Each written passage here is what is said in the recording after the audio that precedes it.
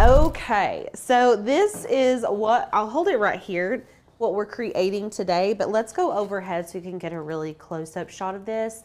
Now, we have created some special files specifically for this type of project. And what we've done here is basically taken a simple wooden round tray. You can get these at Hobby Lobby. The dollar store has these sometimes, Dollar Tree, in their craft section, but it's like hit or miss. So Hobby Lobby definitely will have them. And then this is simply a paper insert. Now I want to show you guys why this is such magic, because look, it's Valentine's Day. I can pop that right in. And then if it's Halloween, look how cute. This one's my favorite. Y'all know I love Halloween. Look at that, it's so cute. So you can easily create your own of these, and I'm gonna kind of show you all how if you want to create your own special one, all you would need to do is create a circle the size in diameter of the circle you're using, and then you can kind of add in your own elements. But like I said, we did provide you all with quite a few files to choose from on this, and today we're actually going to be making a 4th of July file one. So there's lots of different ones. We could do an Easter one, you know, whatever your heart desires. But, and I'm going to show you guys all of our different files, but we just have these 3 here, and I think they're so cute. So you're going to need some type of circular. This one works really well because it has the inset on the frame, so it kind of holds it in place. Like, I'm not, even when this is propped up, you're not having to like attach it with double-sided adhesive, or you could potentially put like a little Velcro dot and a Velcro piece on the back of your, like on the back of these pieces if you were worried about it falling off, or if you find a round that doesn't have this lip, I would suggest putting maybe some little Velcro dots on the back of it. Yes. I think that would hold just fine. Or you could do like magnets. That would work too. So good. Yeah. We are going to be working with Ashley Falco cardstock. Y'all know she is our favorite. I've got all different kinds here. So if you guys are seeing this glitter, like, are you obsessed? Obsessed. I mean, look at that glitter. It is so sparkly. Not only that, but Ashley Falco's glitter is shed free, so you can like rub your hands on it and it's not going to come off. She has this beautiful blue color we're going to use today, this red color. This is the holographic. Let me pull this out of here. This is such a beautiful holographic cardstock. Look at that. It's beautiful. And then we're going to be using a solid black. Okay, so you're going to need some cardstock. You're going to need your base. If you're wanting to paint it, now these come in just like a raw wood color. This is the color originally that this was. We painted this one black using black chalk paint. This one was painted using a beige chalk paint. You honestly can hardly even tell it was painted, but it was. We just wanted to show you all what they would look like with different options. And then you're gonna need some faux greenery. We've just got some eucalyptus here and a little bit of burlap string to add some embellishments on the top of it. And then we also have our chalk paint here. I just wanted to show you all the brand of chalk paint that we love. This is the Starcraft Chalk and Mineral Paint in linen white. You don't have to use Starcraft necessarily, but I would recommend using like a flat or matte paint if you want the same finish that we have. I personally just think it looks better and more finished. That's personal opinion, but you can kind of use whatever acrylic paint you have, or chalk paint would work perfectly fine. And then I have my brayer. I've got some wire cutters for my florals, and then I've got a hot glue gun for our florals as well. And then my double-sided adhesive gun, it's right here. Love it. This is the one we've been using. This Not is our favorite, but it works. Yeah, it's doing the job for now. It's the Scrapbook Adhesives brand, the Easy Runner Grand. We linked either this one, or we have another one we've also been using, and they're kind of tied for if we like it or not. We're trying to marry one. But we're not committed yet. We're dating around. So anyways, this is the one we're going to be using today. Now, with all of that being said, the supplies honestly are pretty minimal as long as you can find some type of circular base. This one does not have a hanger on it or anything like that, but this could easily sit on a plate stand, which is how I would display it, like on a shelf or something. I think it would be so cute like that. So let's go into share screen, and we're going to look at these files really quick so you guys can kind of see what we're working with. Let me let the internet refresh. So this is the one we're going to be making. You'll find these under paper door hangers because technically these could be blown up and used on like actual door hangers. You could cut them out of vinyl and put them on a wood round. Be super cute. And then that's really the only file that we need. So if you want to add words to it, we can do all that in Design Space. So we're just going to download the image that we want. So this little download icon right here, I'm just going to click that. And typically it'll pop up into your recent downloads, or you'll need to go to your Finder and search the file or things along those lines. If you have a PC, you'll want to look in your File Explorer. I want to say that's what it's called. So here's the folder. I double clicked it so it's unzipped. You may have to right click and hit extract folder if you're using a PC. And then we're just gonna open it up. So I'm gonna keep this little diagram opened up right here, and I'm gonna go over to Cricut. And you can see I already have some of these pulled in, and we're gonna go to upload and upload image. Now all of these should be linked in the description for you guys. And I'm going to click and drag that SVG right down there and then hit continue and upload. Love it. So easy, right? So it pretty much pops in ready to go. Boom. Yeah, boom. So now this one comes in at 6.011, and then these are 6.5. For this round, I'm gonna go ahead and bump this up to 6.5 because I know that all of these fit because we've cut them out and tested them. So for this specific blank, I'm gonna need to make this 6.5 inches. Now, if you have a bigger blank or a smaller blank, you're gonna need to adjust accordingly. So I'm just gonna change this to 6.5.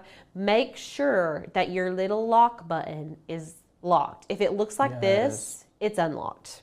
And I want you guys to see what happens. If I put 6.5 in here and then tab over, can you see how warped that made? It just doesn't do it right? Because then I'll have to come over here and type in 6.5 again.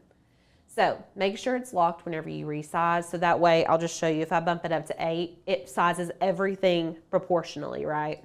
Love it. So let me bump it down, back down to 6.5. This should be the exact measurement. This will be such a good housewarming gift, Carol. That's a good idea. Yes. Okay, so this is the one we're gonna be using. Now let's look at this over in the layers panel, because right now it kind of looks like an image, right? It looks like maybe a PNG or something if you didn't know the difference. But for me, what signifies that this is an SVG without coming over here, there's black lines around everything. So typically if you pull in a PNG, everything's gonna be flattened and there won't be an outline. Those black lines typically indicate that it's a cut line. Right. And so that's how I know that this is probably an SVG. And then also you can know because in the layers panel, it'll say basic cut underneath the layers, and there's multiple layers. So PNGs typically come in like flat, only one layer. SVGs will come in multi-layers, and we're gonna be cutting all of these out of the cardstocks that I just showed you all, okay? We're doing slightly different color variation, but along the same page. Okay, let's go ahead. I'm gonna hide these. I'm just gonna hide these out of the way. Beautiful. So fun. Yes. And I did want to show you guys, if you want to create your own, how you could do that, because this is, I mean, relatively easy. We'll make one that we just pre-made for you guys on the website, and I'm going to show you how to whip one up for Easter if you want to do one for yourself right now. So all you're going to need to do, we're going to go grab a circle from our basic shapes, and fun fact, Maker's Gonna Learn has all of these basic shapes in our membership. Yes. So you do not, all of these fancy shapes down here, these are all with Cricut Access. If you do not have Cricut Access, you do not need it.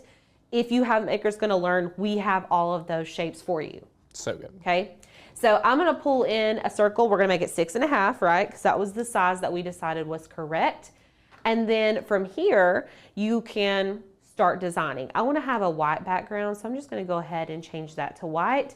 And then you can come back to the Maker's Gonna Learn website and let's just search Easter. Y'all, we have a ton. We have so many Easter files.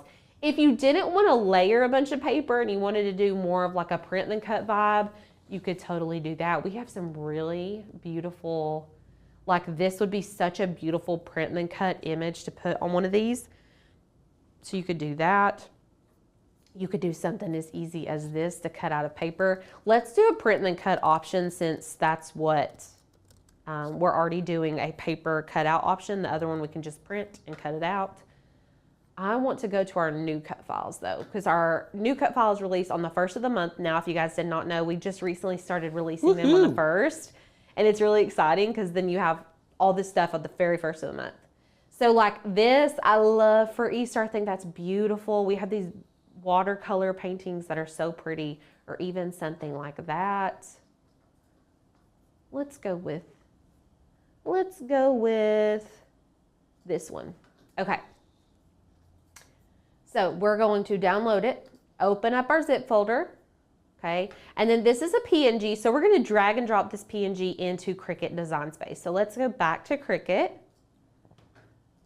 and I'm going to close my shapes, and we're just gonna go to the bottom left and hit upload, and then I'm going to upload my image. We're gonna open our little finder, and like I said earlier, you can just drag and drop that in there. If for some reason you can't find it whenever you're doing it this way, just hit browse and you can go find your images that way. Love it. Okay, we're gonna hit continue. And then this is a PNG, so sometimes Design Space is like, hey, that's huge, that's a detailed image, and it gets stressed out, but just give it a second. It just slows it down a little bit. Okay, you have Daisy. We have pulled in the image. If you need to rewind us, you can totally rewind and then catch up. Love it. April, the difference from the lifetime membership and this MGL Plus is that lifetime only is an all access pass for 2025. So if you are wanting all of our past courses and current courses and future courses, I highly recommend looking at MGL Plus.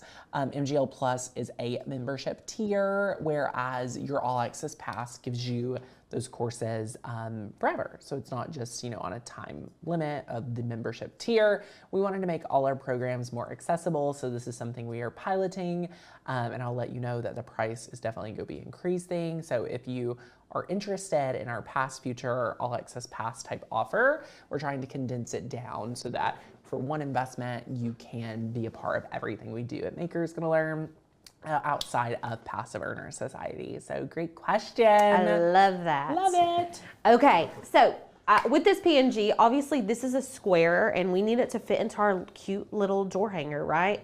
So I'm gonna select this circle that we just made, and I am going to change it to a guide. So what this does is it removes any color, and I can show you that it removes color if I change the background.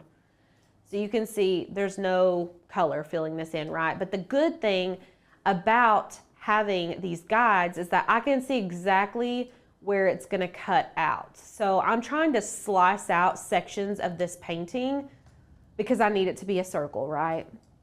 So I'm gonna shrink it down because I wanna fit as much in the circle as I can. Can you guys see the red line going through here? It's hard to see a little bit. I can see it here, so I'm hoping you all can too. And then what we're gonna do next is slice this image out of this circle, okay? So I'm going to select both the circle and the Easter print. All you have to do is click and drag to select both of them. And you can see in the layers panel, they're both selected. You can also select that circle guide, hold your shift key down, and then select the PNG, and that will select both of them at the same time. And I'm just gonna go up here and hit slice. And then it looks like it didn't do anything, but I wanna show you all what it did do, okay? Look at it. Look, we sliced it right out. How cute is that? Okay, I'm like obsessed. I think that's adorable. Okay, so now we have our print and then cut image, and then we have our paper one, right? So you have two options here, okay? From there, we are going to go ahead and go to the make it screen. So I'm gonna go ahead and go to make. Usually it prompts me to save it, but that time it didn't for some reason. And this one we're gonna be sending to the printer. The rest of these are gonna be cut out of cardstock, okay? So our first one, and I did not put in the cardstock in our printer. So I'm gonna go do that. So let's hit print. And then I usually use the system dialog because I can get the best quality prints this way. If you're using a Mac and you use the system dialog, sometimes it'll pop up behind Design Space. You just have to pull it down. And I'm also using a thicker cardstock. So you don't really want to print this on copy paper. It's going to be a little bit too thin.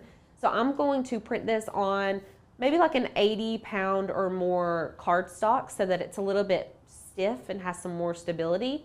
We're going to feed that from our rear tray, and then we're going to do it at the best quality. Let me go pop in a piece of cardstock really quick. So I am going to, now if yours has a hanger on the back, make sure that you're gluing your florals to the right section of your door hanger. So if there was a hanger right here, I'd want to flip it over and put my greenery right here at the top. That's personally where I like to put it. So we're just going to take a couple little sprigs of this greenery, and I'm going to nip that. This is just a little tiny situation here. Look and at that. I mean, you could do this with, like, I'm sure y'all got a little greenery sitting around your house. Yeah. The farmhouse era really had us in our greenery. Yes, we have lots of greenery we can revamp. Lots of it, yeah. Okay.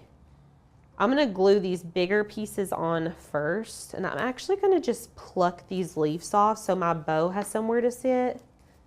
Just pluck those off. There's no rules here, okay? This is your craft. And my hot glue gun's already been chilling, ready to go. This is the Lynn Lilly Precision Tip glue gun. This is our ride or die glue gun. It's our favorite. And it's also beautiful. Like, the colors are beautiful. Love it. So I'm gonna kind of hold that down there. And you can even put a little glue over top of it. Beautiful. Speaking of floral arranging, thank you, Lorraine. Oh my gosh, look how pretty that looks. I love it. So good. Okay, speaking of floral arranging, April masterclass is floral. We're doing a floral arranging class. You guys have asked me to do one of these, so that's what we're doing. So fun. We just dropped a link for anyone interested in signing up for boot camp. If you want to come, yay! You have to come. It's going to be so fun. So good. So good. You get registered, grab your supply list. We are super, super excited. I'm just going to sneak peek some of the projects for you. Day one, we are going to make some really fun paper plant and a paper pot. It's sitting right over there. I see it. So good. Day two, we're going to do a food safe vinyl Cricut serving tray. Super fun. Cute. Day three, we're doing a crazy sublimation project for beginners, which is adorable. Day four, buckle up because we're going to do stained glass card tutorial. And day five, me and Alicia got in a heated not even heated. We got in a multiple day debate on if this project should make it. And listen, y'all, she's bet on it. I'm betting on this. Alicia says y'all are gonna freak out. We're using a brand new material plus a Dollar Tree blank. Y'all are gonna freak out. So I think you guys are gonna love it a lot. It's gonna be so good with a faux neon sign. It's so cute. I can't stand it. I can't wait for you guys to adorable. see it. Yeah, you're gonna love it. Love it, love it, love it. So Okay. get ready. I'm gonna let the glue dry on that and then we'll add the bow. So while we've got our print and cut ready, now if you're doing a print and cut, the printer printed this out, the Cricut's gonna cut it, but we need to make sure to line this tiny arrow up here in the corner. If you have not done print and cut before, or even if you have, they've just recently started putting this up here so you know which area goes to the top left corner of your mat. So that little arrow is indicating. We love that. Thank you, Cricut. Thanks, Cricut. Appreciate it. Taking good care of us today. And then we're just going to bray or burnish this down. And then back on share screen, we are going to cut this under medium cardstock. And it'll depend if you've got anything, if your cardstock's over 80 pounds, you're gonna wanna cut this on heavy cardstock, but medium is good for the one that I'm using. So fun. And the blade is new, so it should cut real nice and good for us. Love it. We will be using super We'll be using whatever Cricut we deem to be best, so we don't know. Will the Maker 4 be the one we use at boot camp? Come and find out. We love it. Yeah, I guess we'll have to Kathy, see. Lifetime members, if you do want, that's been a question. If you already have an all access pass to this year, you may not want to upgrade to MGL Plus. If you do have MGL Lifetime, but you're like, oh, I don't have any of the past courses, or there's some that you may be missing and things like that, it may be a great opportunity for you to upgrade. So it depends on you. So great question. ATG, Amazon had ATG guns today. I don't believe it. I don't believe it. We can't trust it. We can't trust it. Because I looked this weekend. I was like, man, I just wish they would have them again. So I looked myself. Okay, I'm gonna give you a quick little bow tutorial, okay? Ooh, bow tutorial. This is bow tutorial from 16 plus years of cheerleading and working at a floral shop. The little tiny bow. So you're gonna make a loop, right? So we've got our ribbon. This is the edge of my ribbon. I'm just gonna make a little loop. Okay, make a little loop. I'm gonna take this. It's like tying your shoes. We're gonna go around, and we're gonna go through the rabbit hole. Okay, and then you're going to tighten it. Now this is really easy because this ribbon's double-sided. It's not that easy if you've got like a patterned ribbon. You kind of have to twist it around. I'm just gonna pull the tails until I get it about to the size I want it. I don't wanna go in and tighten it up right away. Otherwise, it's gonna be hard for me to adjust the sizing. So get it, so these are even. And then I'm gonna tighten this. I like my tails to be like just a little bit bigger than my loops, okay? Smart. And then I'm gonna trim this at a 45-degree angle, and look, easy peasy. We got our little bow. And then I can just attach it to my greenery. Y'all are gonna have to send me the link for the $33 ATG gun, honey, because I'm looking at a $91 vintage red ATG 714, which was the one I started with. They just don't offer the scrapbooking pink one anymore. So sad. That is so sad. So sad. So yeah. Okay, let me make sure this cut. So before you remove your print and cut or your vinyl projects or even just your paper projects, make sure it cuts and then remove it, okay? Because if it didn't cut, we can send it back through. This is gonna look so good in this off-white. OMG, y'all. OMG. Look how beautiful that is. Yay. I love it. I want to see it from far away. Oh. Okay, Boom. so there's the easy version, right? If you just want to whip something up, there you go. Now, let's get into cutting the paper one out. Alicia is showing y'all all the ways. Showing you the tricks and the tips. So good. Okay, so we're going to start off with our background color. I'm going to be using black for this one. We're just going to bray it down. So now we're moving on to the popsicle design, okay? So I'm going to keep this on medium cardstock, and we're just going to send it through our Cricut.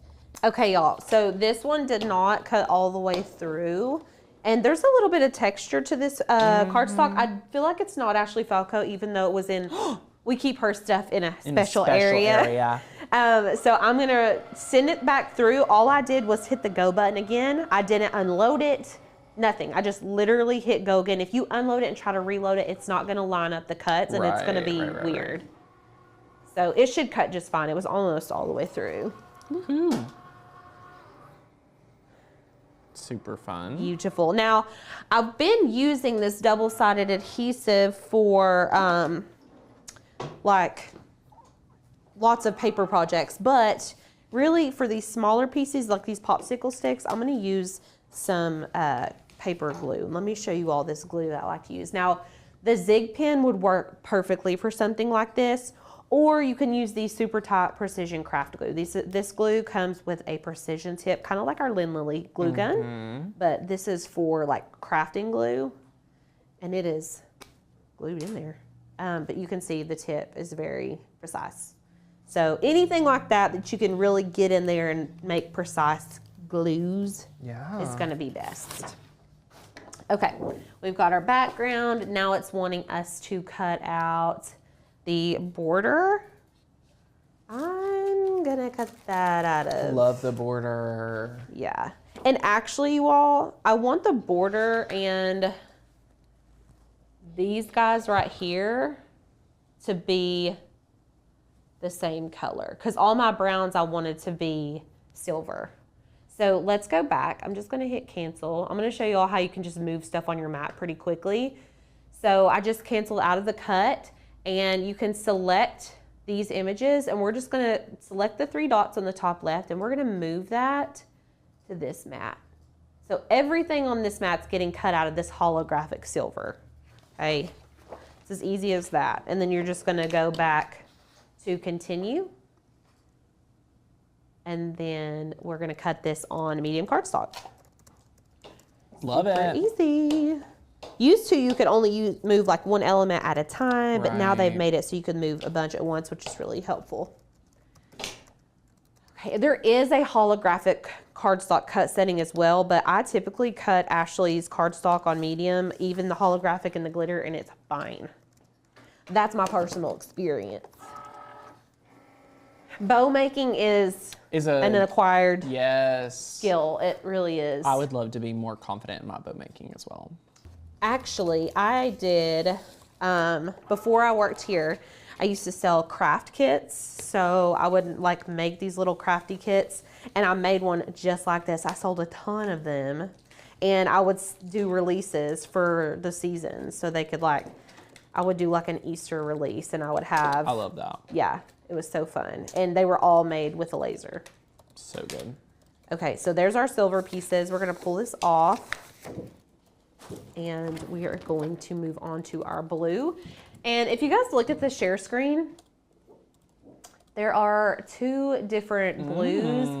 They look exactly the same. They do. I'm gonna just go back. You know how we moved those brown ones over and put them on the same mat? I'm gonna do the same thing here. So all of our blues are cutting out of the same one. Lisa wants to know what you haven't done.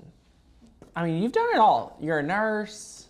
You know, you're a bow maker. You're a florist. I get bored easily. You have an Etsy shop. I mean, you do it all. Yeah, you know, I just want to be creating, so I don't really discriminate. Can we talk about Alicia's new project right now? What is it? Oh, the camper. She has a camper. I have Tanner's old camper. I wasn't gonna say it used to be Tanner mine. started a camper, and I'm gonna finish it. Whoa, I don't know if Tanner started a camper. Courtney started a camper. Okay, there we go. There we go. Like how many years ago? Like 4 years ago? It was before I was here. Like three years ago. We got it. What's funny is Courtney bought it 50-50 with one of her really good friends. Yes. They had a little like staycation with us, and the night that they stayed over.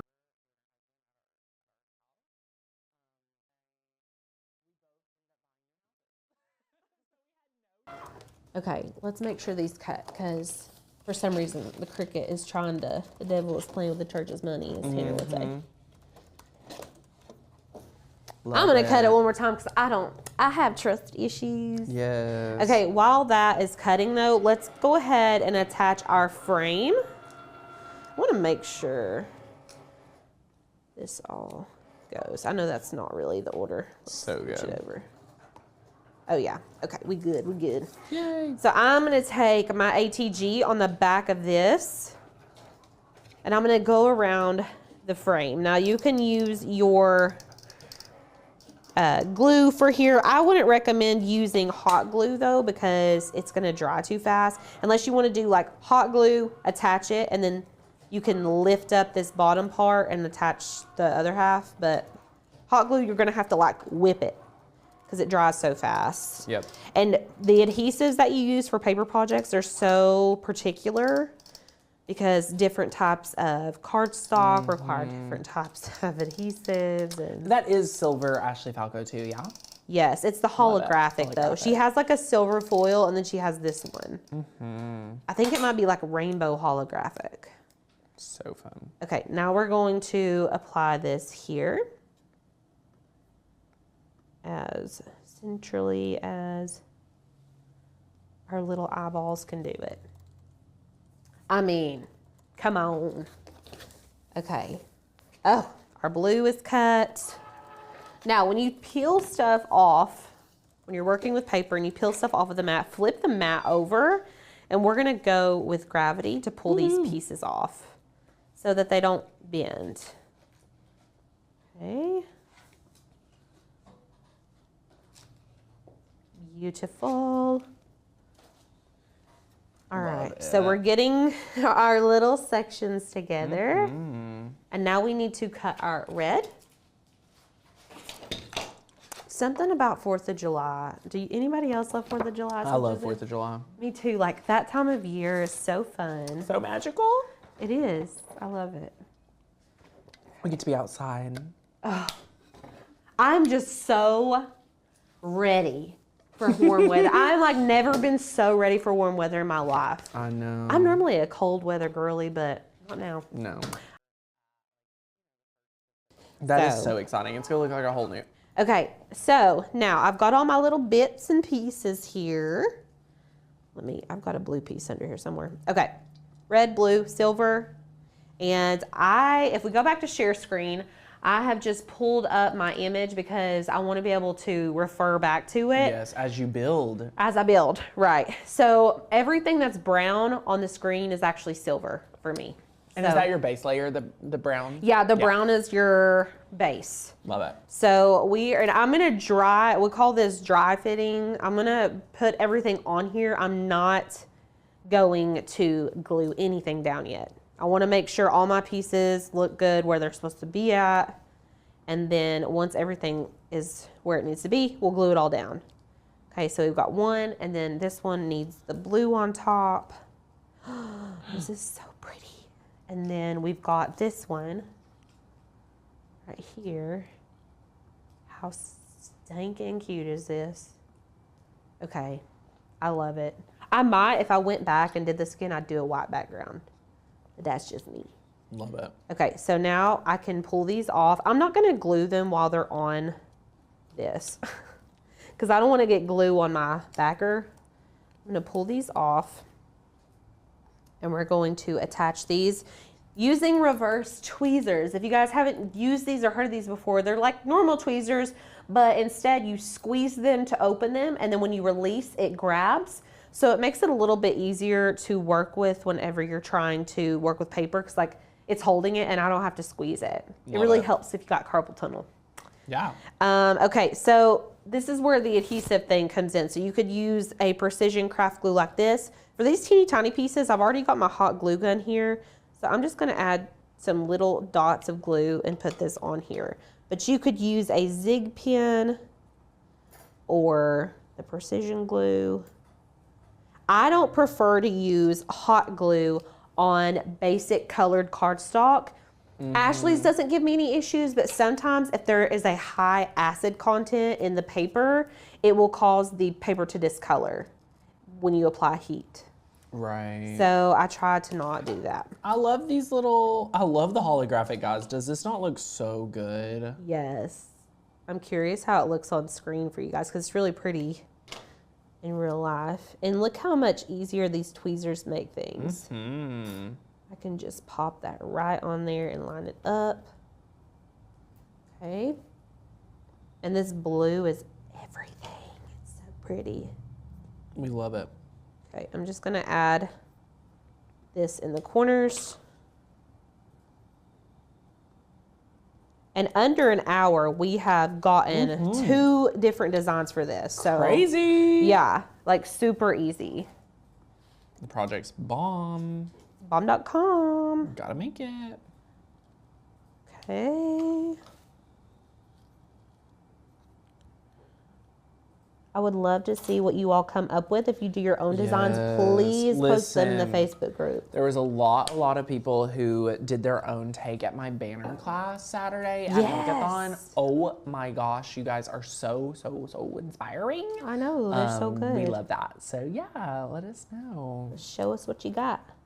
Okay, and then you can glue these on. I'm just gonna do these one at a time. I like to put them on there and then take them off individually Love it. before attaching. Beautiful. So good. And then I'm gonna glue this one on here next, and then I'll glue the one in the middle. Kind of working my way out to in. Cute. And then this one, I'm just gonna go ahead and attach on the top.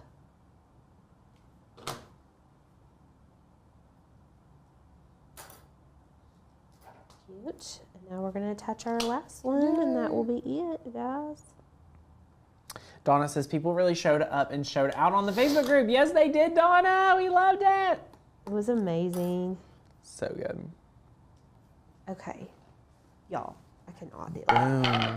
This is the Dorbs. Yay. Look. So adorable. She is shining. Oh my goodness. In the lights, it looks so cool. Oh my gosh. This is such a fun one. Isn't it cutie? The glitter and holographic duo. It really took it up a notch. Okay. Through our spiel, are you all ready to learn how to make these baby board books? I'm ready to see what's on the table. I'm ready to go. Let's go.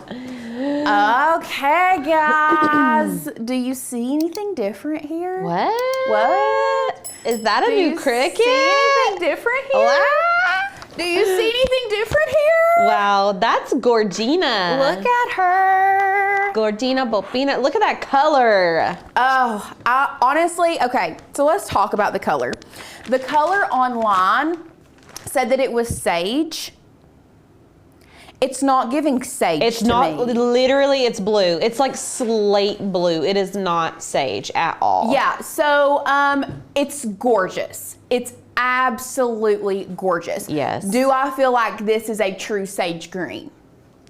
It's not sage. It's not sage. It's not even an untrue sage. It's literally blue. Yeah, so but it's really pretty. it does look more blue, but it is a gorgeous color. I do love it. Yes, everybody's saying it looks more blue. Sage where? I'm really confused who named it sage. I mean, Somebody called cricket. That is not. I'm like trying to make my eyes make it look sage. I'm trying, but it's just not working.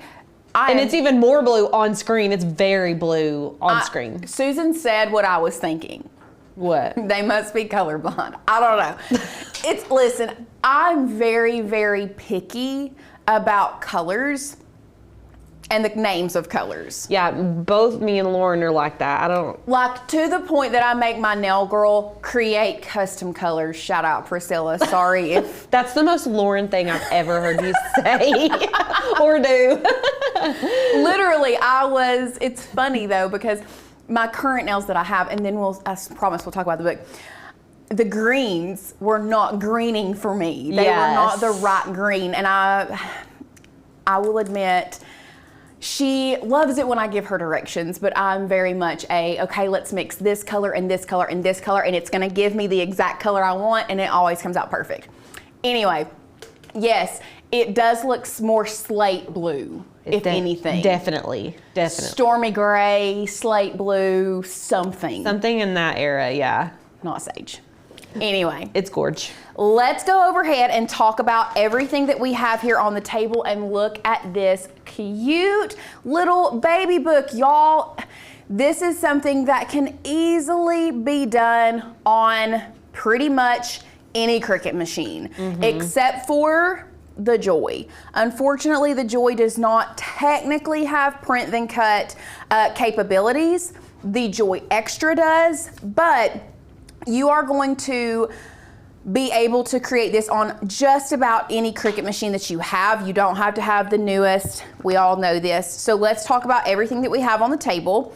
We found these board books on Amazon, which are linked down below. They are just blank board books, and they come in, I'm assuming they come in a pack of 4. So, and I don't know the price, but these were pretty inexpensive. Let me look. I'm going to look. I don't think that they were very expensive. I want to say, hold on, I'm pulling it up on Amazon, $18 for a 4-pack. So that's going to be roughly like $4.50. $4.50. Yeah, exactly. $4.50 a book. Mm-hmm. Yeah. So for that and what you would pay for a custom one, it's like a fraction of the cost. Yeah, and they're so cute. So Holly actually made these for her daughters, like just randomly, like just for them to have. And I was like, what? They have blank board books? Like I just never thought to even look for that. I know. So that's why I love this project so much. I know, I do too. So other than that, the only other thing that we are going to be using is going to be sticker paper. Now, if you've been around the channel, you know that Zykoto is one of our favorites that we've used here, and that's what we have here today. I do have some glossy and some matte, and I'll tell you why. It's because I'm pretty sure I don't know that we're gonna have enough to do a full book, but we may just do like the front page and maybe another page for today on the tutorial. We're not gonna do the full book. I'm just gonna show you how you're gonna do it, and then you can recreate that for the amount of pages that we have in here. I do want to say this. Let's go back to one. Zykoto has been our go-to book or our go-to sticker paper for a long time. However, I personally, and Alicia, I don't know if you're in the same boat as me, but I personally have fallen back in love with Cricut sticker paper. Yes, I love it. I think that it is a great quality, and you all know that we are going to give credit where credit is due. Some of Cricut's materials are trash. Yeah. But we absolutely I love their sticker paper, and I think that their sticker paper is top tier. It's a little bit more on the pricey side compared to Zykoto. So it's kind of one of those, I think that the Cricut sticker paper is great, especially with the laminating pack, with like the laminating sheets. I've had 2 or 3 stickers on my laptop case, and normally like the Zykoto over time will start kind of fading around the edges. And I've noticed that if it's in a very, if it's on something that gets a lot of wear and tear, my laminated sticker papers, or my laminated Cricut stickers have not changed since the day that I put them on my laptop. And they're like, the quality of the laminated Cricut sticker paper is so good. Yeah. You're talking about the one that you have to laminate yourself, right? It has the laminating sheet on it. I love that. I mean, it is an extra step, a little bit more money, but if you're wanting to create stickers that aren't going to fade, that feel like really good quality, I feel like Cricut is just the best brand to get. Price-wise, I'm wanting to say that you can get a pack of the Cricut laminating, the ones that you laminate. The waterproof sticker set is what it's called. Yes, it's the waterproof sticker set. I'm wanting to say that it runs about roughly $10-ish. I was going to say $10 for a pack of 6. So you get 6 sheets of sticker paper, 6 sheets of laminating, the laminating thing. So like the Zykoto is $7.99, and it comes with 25 sheets. Yeah, and it's pretty good, you know. So it's but Cricut brand stuff is always going to be more pricey. It just is because they're a brand name, and but you know, to each their own. The Zykoto is going to get the job done. The Zykoto, yes, it will get the job done on projects that you don't necessarily need a ton of longevity on. Does that make sense? Like, let's talk about these books, for example. I think that they would be, it's fine to do these as like, with the Zykoto paper as little one-off projects, because they're not, you all know how children are. These books are gonna get torn up.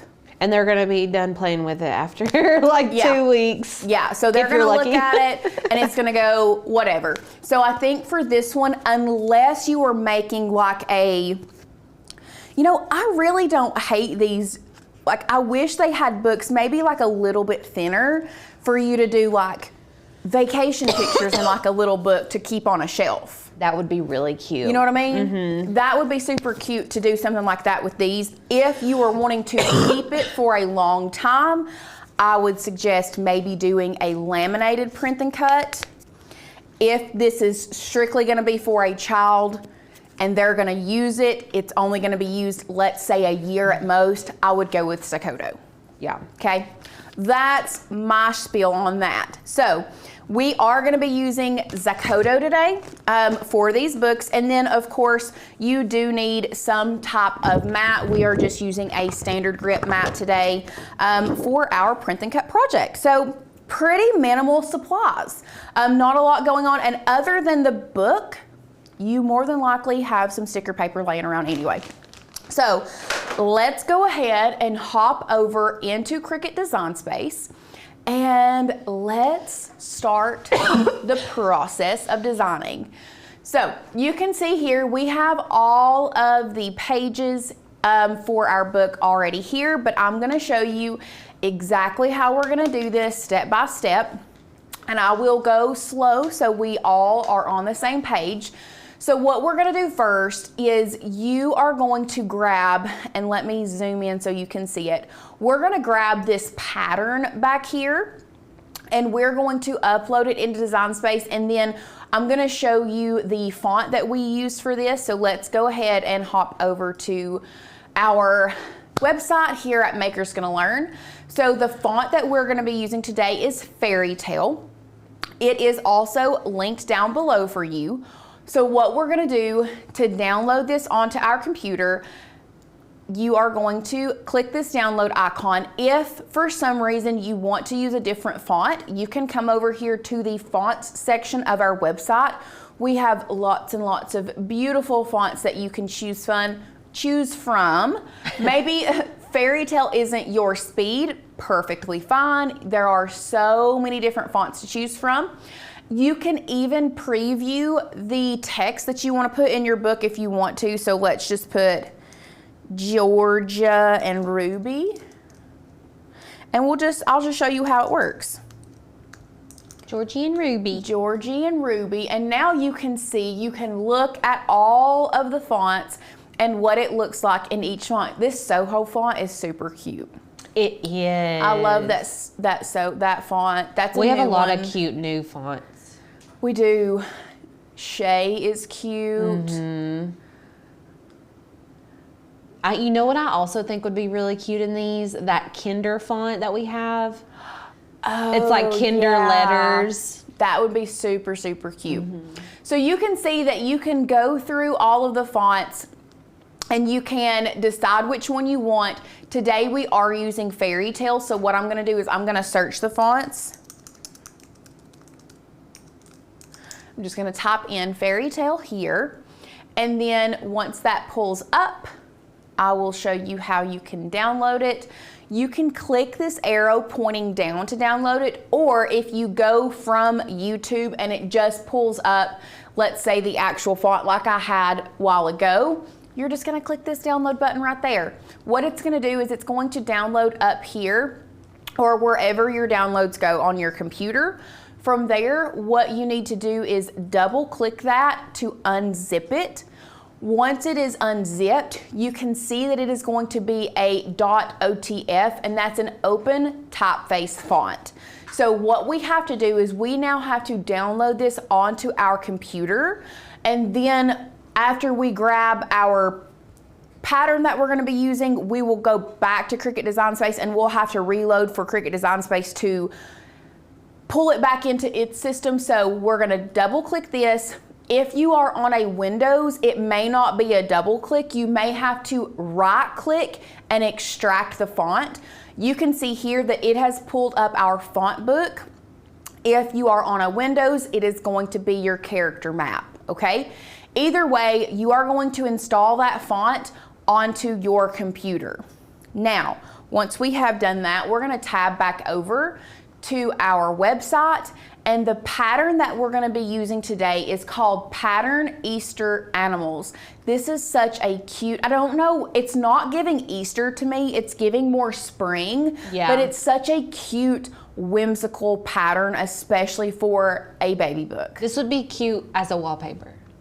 Adorable as a wallpaper. Yeah, for sure. Now, if this is not your thing, maybe you don't like this specific pattern, once again, where you can go is you can go to our cut files section.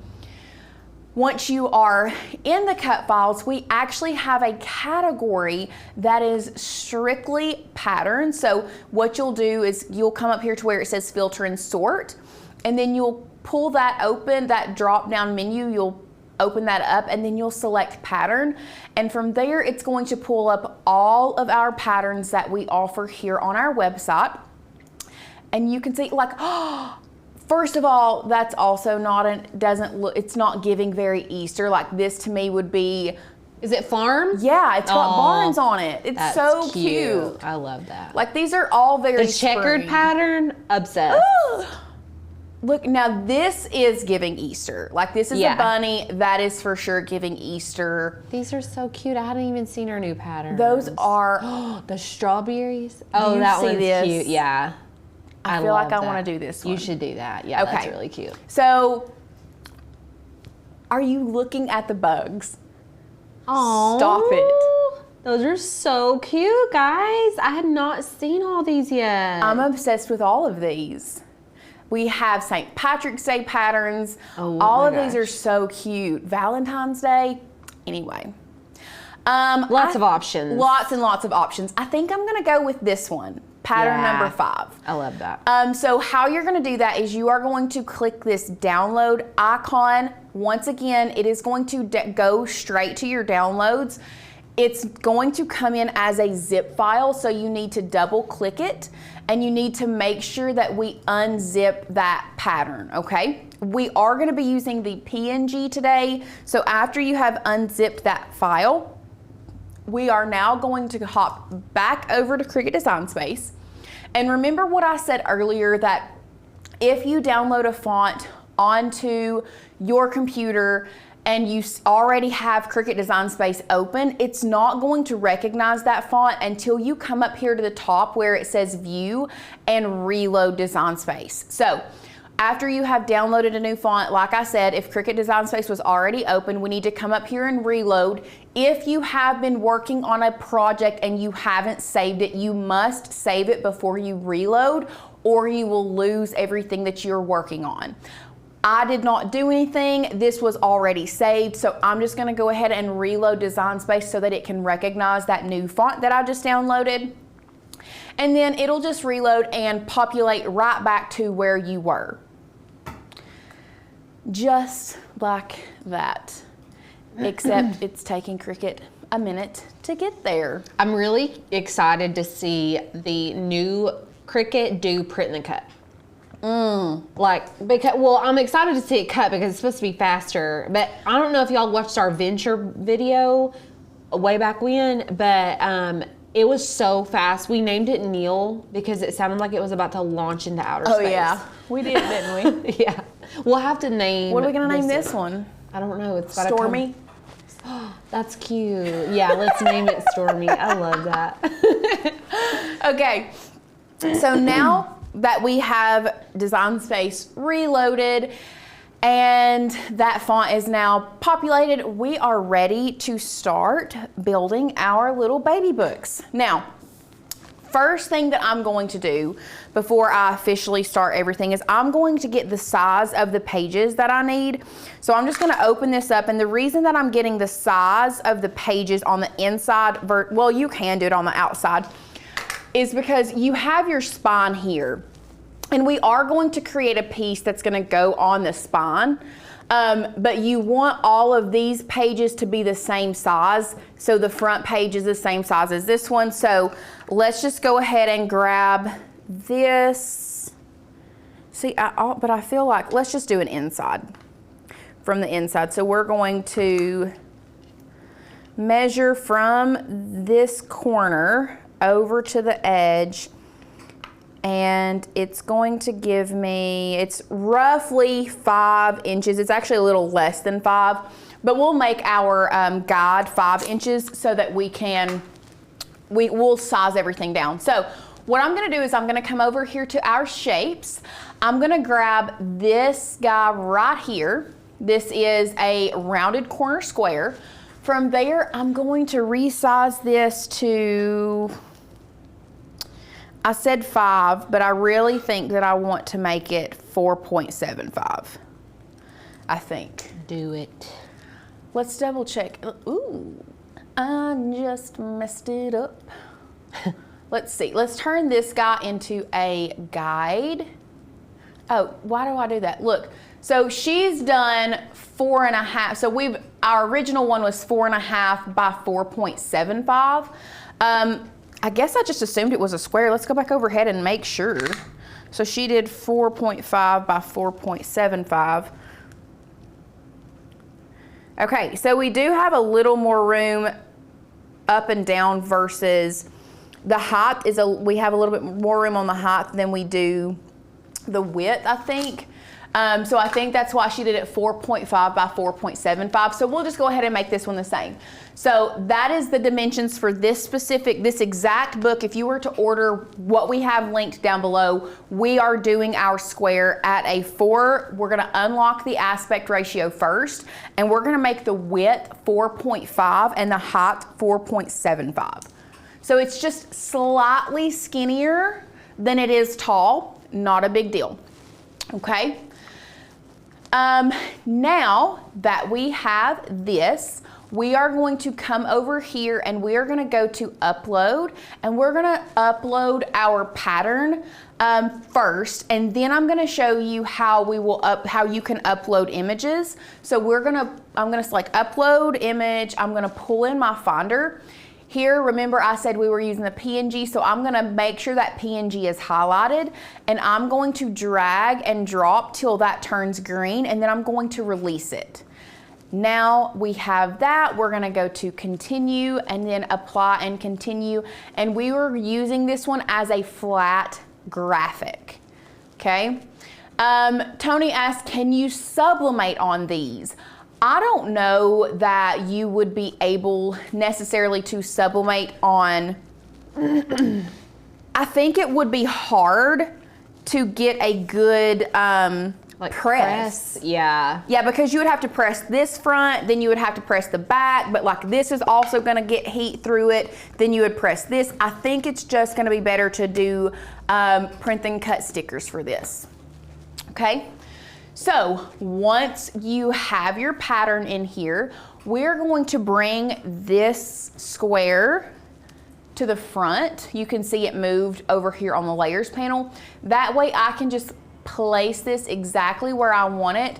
And I'm gonna scrunch this down just a little so I can get a little bit more of the pattern in it. Just like that. And this is gonna be the same for any pattern that you use. So what we're gonna do now is we are going to drag and release, meaning that we have selected both layers. And after you have done that, we're gonna come down here to the bottom and we are going to hit slice. Now, why slice, you might add? No reason other than I'm just used to it.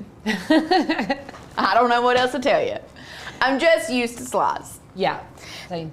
And I like how I still have my square here if I need it as a guide, but now I have my pattern sliced to the exact size that I want, okay?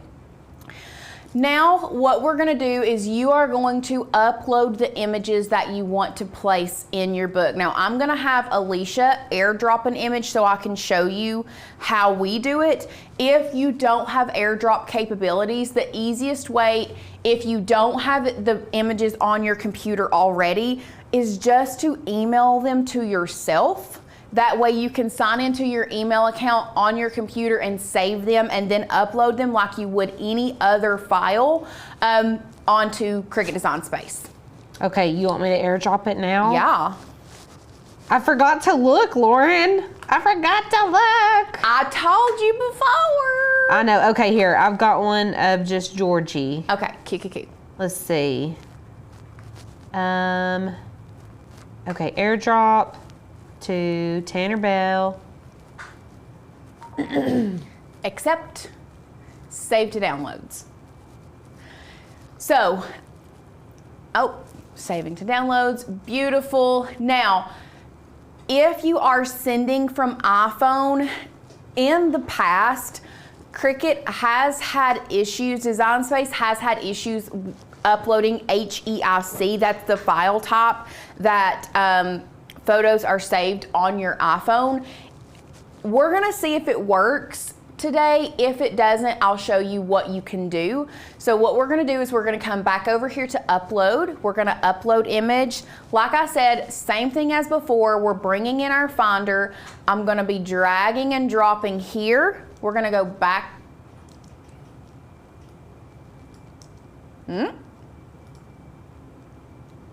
Not wanting to, that's weird. It's just like not doing anything. It's just not doing anything. Okay. Is Downloads, is this it? Okay, open. It says File file. added, Okay. but it's not allowing me to continue. Well, go to your Oh, uploads. it says HEIC here. Yeah. Go to your uploads and see if it's just in there. I mean, that would be silly, but. I mean, it would be. Okay, so it still didn't do it. Let's try it one more time. It says that you can do HEIC images. File dropped. Maybe we'll give it a minute. That's so weird. It's not loading or anything. Okay, if this happens to you, what I suggest you doing is opening up the image here. What we're gonna do is go to File, and then we are going to export as, can we export it as a PDF? And then, Yeah. or why do I not have a Save As option? You have just an export option? Yeah, just export. Yeah, okay. So what you will do is you're gonna export it. We'll name this one Georgie. I'll do Georgia. Georgie Porgy. Georgia. We're gonna change the format from HEIC to a, I would do, well, actually let's do it as a PNG. You could do a JPEG or a PNG. We'll just do it as a PNG, and then we're gonna click Save. Now, when we go back to our Finder, go to Recents, there we go. It's, when you go to your Recents, you can see now that it is saved there. So let's go ahead and minimize this. This is now a PNG. Then we're gonna drag and drop. Wow, that's a large image. It may take a moment. Fine, Cricut, fine, take a minute. So it's gonna let you? Now it's gonna let me because I saved it as a PNG. Well, I'll say it should work with the HEIC, but It I've should. done it. It Yeah. should, because it says that it does work with HEIC. Yeah. Sometimes, like I said, Design Space does some silly stuff, and it just doesn't. So Silly, goofy mood. if Design Space is in a silly, goofy mood, you just need to make sure that you export it and then resave it as either a PNG or a JPEG. Okay. So after you've done that, we're gonna go to continue. Unfortunately, there's not a bulk upload, so you're gonna have to go through that same process for every photo that you upload. We're not gonna do that for 12 different things today. We're just gonna do it for one. Here you can, I was thinking, oh yes, so I actually want to crop this just a little bit. I think I want to crop like the bottom out and just really get Georgie in there. So how you can do that is there is a crop icon here. Now what I can do is grab this and just crop this little guy down to more of a square image. Beautiful. And now I can click apply and continue. And that's gonna fit on my book a lot better. And now I don't have to go through the slicing process or anything like that. You can just crop it before you upload it. We are using this as a flat graphic. And then we're gonna go to continue. Yes, Lorraine, maybe I was just too impatient. That's very likely. It's not going at its normal speed though either, so. I am a pretty impatient person. We did have a friend that said HEIC only works for me on mobile. That might be the case because it's going from mobile to mobile. You know what I'm saying? It's not being airdropped. I don't know. Yeah, that's possible. It's possible. And it does come in as a very large image. Very large. So we're just gonna shrink little Georgie down. And now I'm going to zoom in here so we can really focus on the one page that we're working on. So now all you have to do is size your photo to exactly where you want it, as large or as small as you want it. That is all gonna be a design preference, whatever you choose.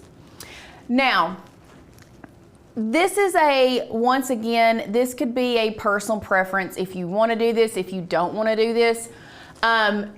It would be, I don't know, I kind of think I want to see the pattern behind it. I was thinking about adding like a border around the photo, but I don't know.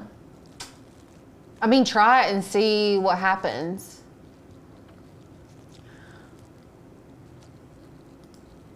I'm just curious. I see what you're doing. I see what you mean. I'm just curious. Just humor me for a minute. This is going to be, once again, a personal preference. If you want to add like a border, I don't know if this is gonna work. I'm just playing around right now, to be real honest. Just playing around. And then I'm gonna duplicate it again. I'm gonna rotate this one 90 degrees.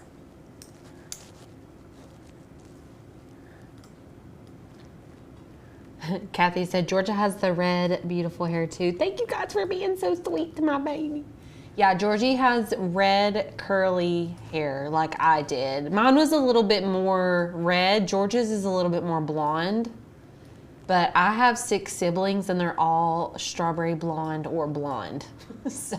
Okay, so I think this looks really stinking cute. That's cutie. But it's not where it needs to be because we do have 4 different pieces together. So what I'm going to do is I'm going to select all 4 of these borders here, here, and here. I'm going to come down here to combine and unite them together so that they're all one piece. Cute. Super cute. Now I can unhide Georgie's picture and we can take this and we can change the color to match what's on the screen. That's too bright. Maybe just like that creamy off-white color. Okay, let's go to advanced.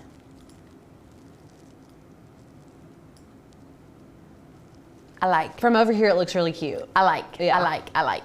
Okay, so now what we're gonna do is we're gonna move the frame and then we're gonna move Georgie's little picture. Okay, let me put Georgie in front. That's gonna be the ticket here. Yeah, I think so too. We're gonna put Georgie in front and then we're gonna put the frame behind her for right now. Actually, my suggestion is put the frame where you want it, then move your picture, but I do think that it's going to look better after you have kind of placed it where you want it to then move it behind the frame. You know what I mean? Mm-hmm. Okay, now that we have that, what I would suggest you doing is going ahead and selecting all of this right now and flattening it together so that you don't lose any of the, nothing else moves, yeah. Okay? I want to address something really quick. If you guys want to use a color picker, you have to use the Canva app on your computer. The color picker doesn't always pop up. Oh, I'm talking about Canva, Anna. You are. Wait, does Cricut not have a color picker? I just don't use that often in Cricut. I use it all the time in Canva, and I'm always so frustrated because they only offer the color picker on the app, but not on the... Cricut does not have a color picker. They should. They should, absolutely. So, after you have done that, we're gonna come over here to our text, and we're gonna add a text box. From there, I'm just going to change it from Cricut Sans. We're gonna go over to our system fonts. Now, if you haven't been around the channel for a minute, we have gone through the process of renaming all of our fonts on our website. So now all of our fonts start with MGL and then they have the name of the font. So if you are just looking for MGL fonts, all you have to do is go to System Fonts, type in, you will have to re-download the fonts. So I don't necessarily suggest going through and re-downloading everything, but from here forward, you can just type in MGL and find all of the MGL fonts. So we're gonna be using Fairy Tale today. Once we have chosen that, we're just gonna type in Georgie's Family Book. And I actually wanna do another I'm just gonna put Georgia's family, and then I'm gonna do book in a completely different new text box. So I'm gonna duplicate that and just type in book. And that way I can manipulate book to go exactly where I want it. There's an extra I in George. After R, yeah. I see that. Georgia. Georgia. Okay, so now what we're gonna do is I'm just going to change the color of the font. So once again, see, there's not an advanced, like there's not a color picker on here. It's not my favorite, but what do you do? What do you do? You just gotta do the best you can with what you got. Do I want to do like an orangey yellow? Ooh. Be cute. Oh, I kind of like that. Especially if you put a border around it or like an offset or something. Yeah, I think I'm gonna do that. So what I'm gonna do is I'm going to now, before I flatten all of this together, I'm going to add an offset, and let's bring it up here. I think like this. So we're gonna add an offset to both of these. A 0.25 is gonna be way too big. So let's go down to like a 0.08 maybe to start with. That's still pretty big. Let's try 0.06. Let's see, let me do 0.05. 0.05 is a little bit better. It's a little, that's still pretty big though. I can't even see it from over here. I don't know. That's not bad. That's not bad. That's cute. Yeah. So let's add a 0.05 offset to this one as well. We're gonna click apply. Now I'm going to change the color of our offset, and for some reason, ooh. For some reason, I'm really feeling this light pink with this. Although there's no light pink in it, I feel like it's gonna be really cute. Okay, I trust your judgment. Okay, we're gonna go with light pink. And we're gonna see what it looks like when it's flattened first. So we're gonna select this again, and then we're gonna click flatten. Yeah, I like that. I think that's cute. I can't, well, I'm at a weird angle, so I can't hardly read it from over here, but if you can see it good, I trust that it looks good. It just blend, oh yeah, that's cute. Or does it blend too much? We can try it. Listen. Georgia can't read.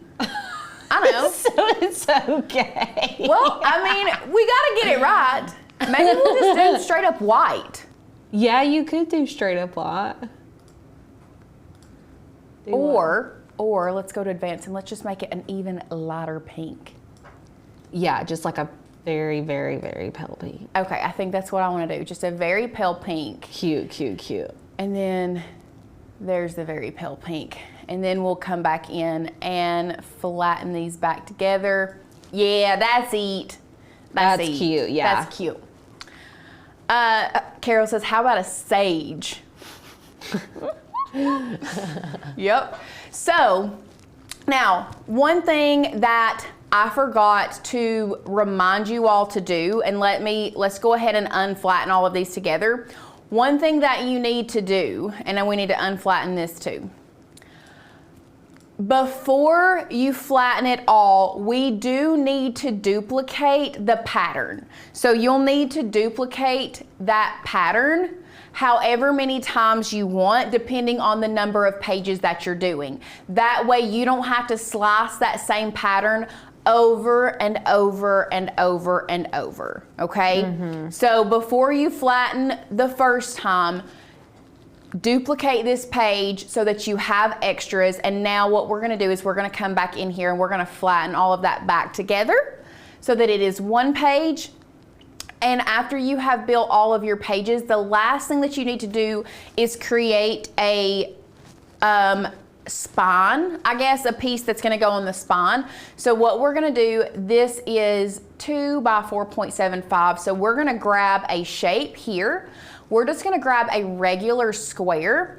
I'm going to unlock the size aspect ratio. The width is going to stay 2 and the height is going to change to 4.75.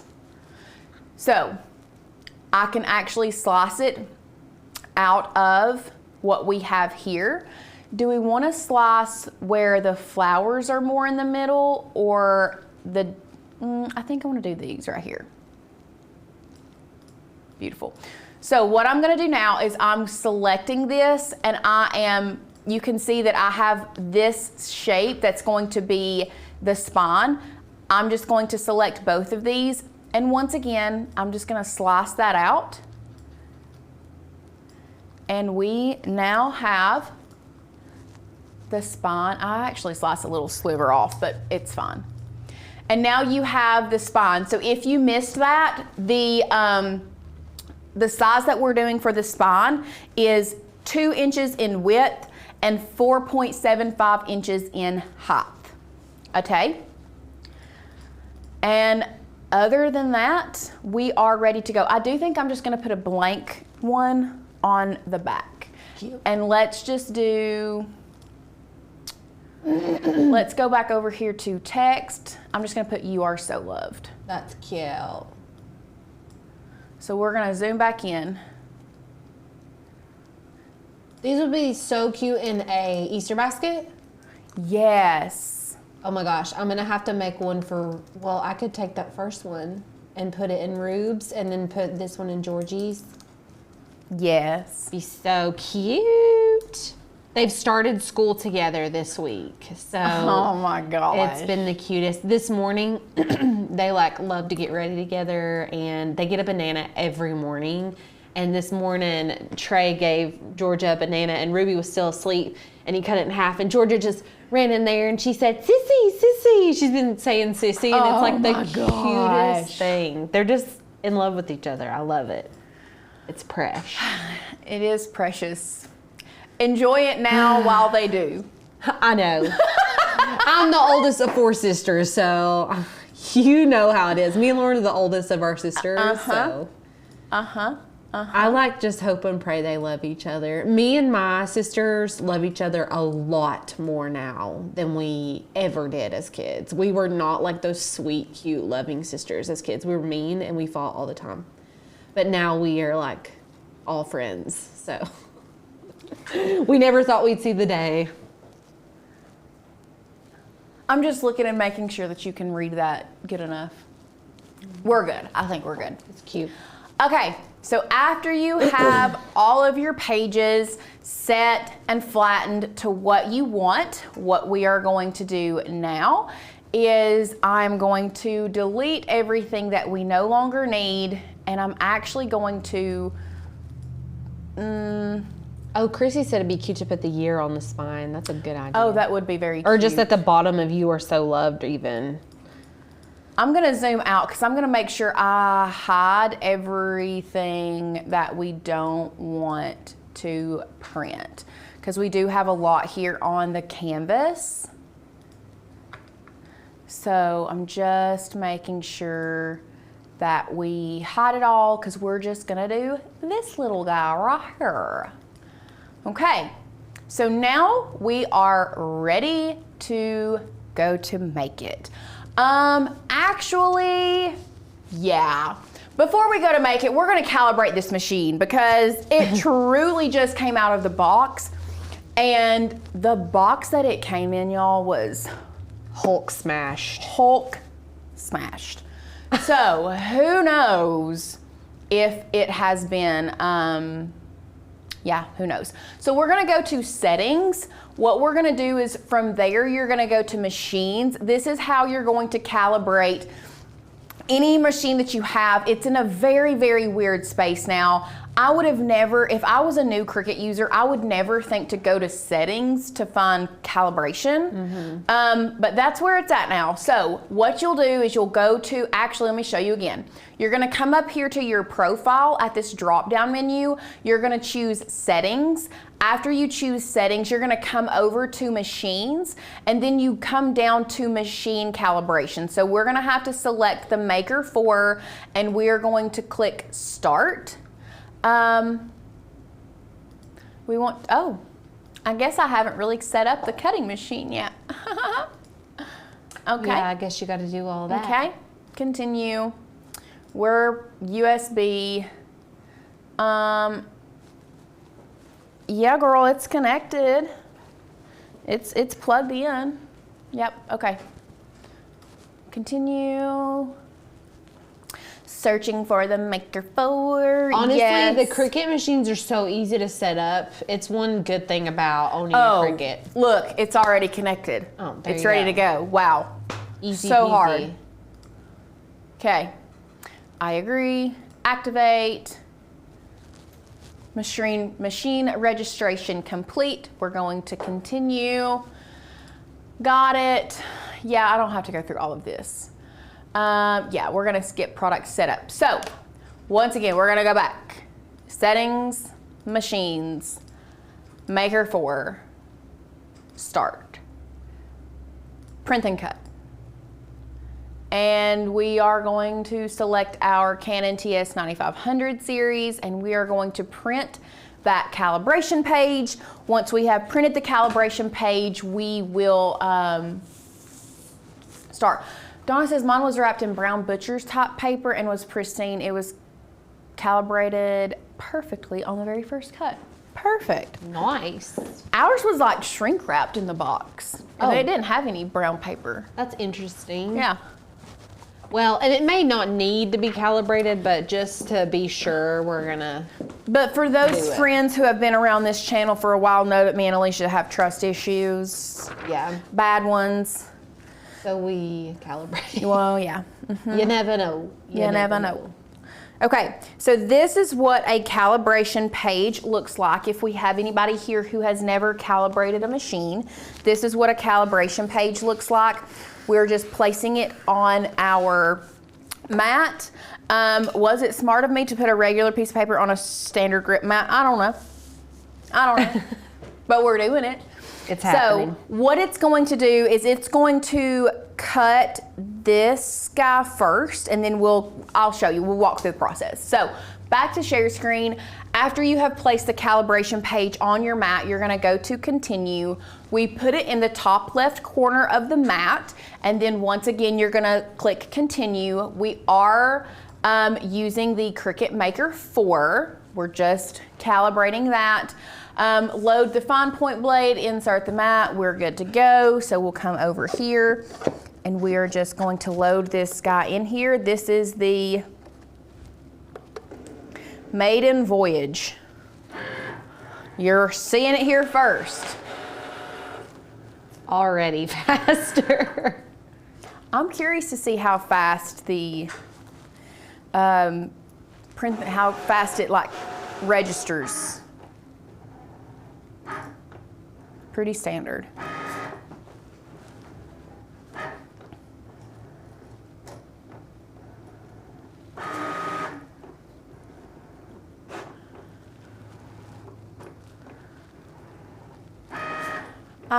Now would be a great time if you all have any questions so far. You can ask your questions. If you, what is the printer you use print and cut on? I didn't catch it. Carla, we use a Canon TS9500 series. And it's linked in the description if you're in the Yes. market for a new printer. It's amazing. Did you just see that? Mm-hmm. Yeah, it was definitely faster. For sure. Okay, okay. What we're gonna do, I'm gonna come over, okay. Okay. Okay. We're gonna come over here. This is what I like to do when I'm looking at when I'm calibrating my machine, and it is perfectly fine if you do this. I like to actually pull this middle square completely out. That way I You can really see, tell. You can really tell, and we'll go back over here to, you can see that I've cut this out, and now I can really see, okay, I've got a little bit more black on this left side than I do the right side, and a little bit more on the top than I do the bottom. So I do think that I need to calibrate. Now,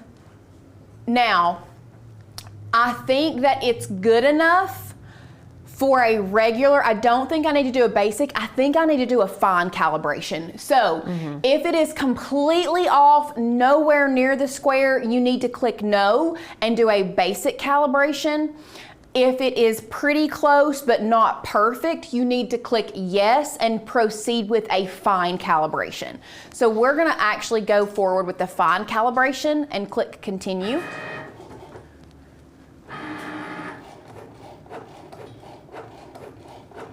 And then what it's gonna do is it's going to cut all the lines on the top of the calibration page and then all the lines on the side.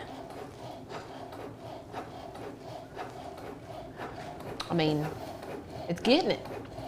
It's getting.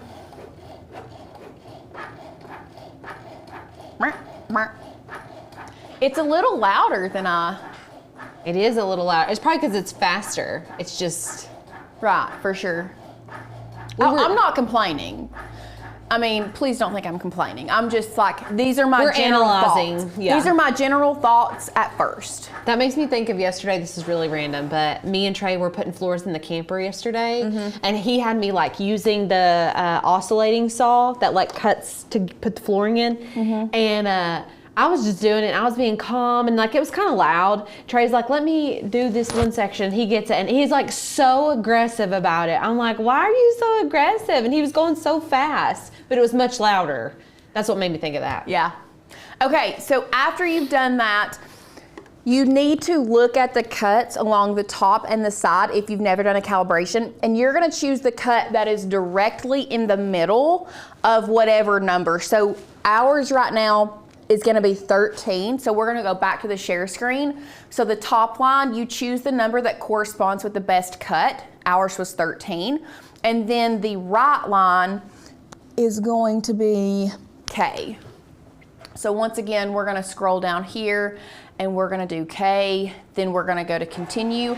Now what it's gonna do is it's going to cut the larger box on the calibration sheet.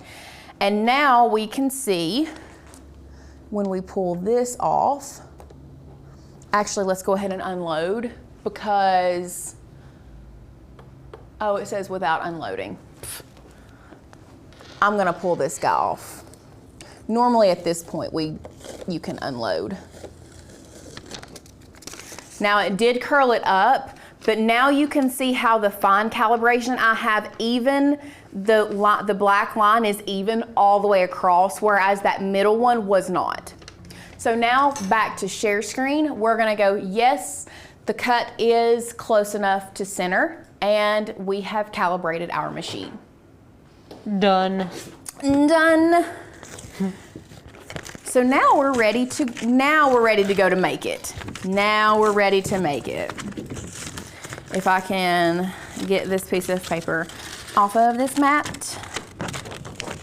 And the nice thing about this tutorial too is that you're just gonna rinse and repeat. Like whatever we learned today, you're just gonna repeat for all of the pages. Yep. So I'm going to go to make it. Now, Honky, I feel like I can fit both of those onto one page. For sure. So what I'm gonna do is because for some reason Cricut decided to place them all on, or place them on separate ones, I really think you can fit two. So what I'm gonna do is I'm gonna go to these three dots, I'm gonna move object, and I'm gonna move it to that first page and just pull it down here. Pull this guy over just a little bit. Yeah, we got plenty of room there. Look at that, more than enough room.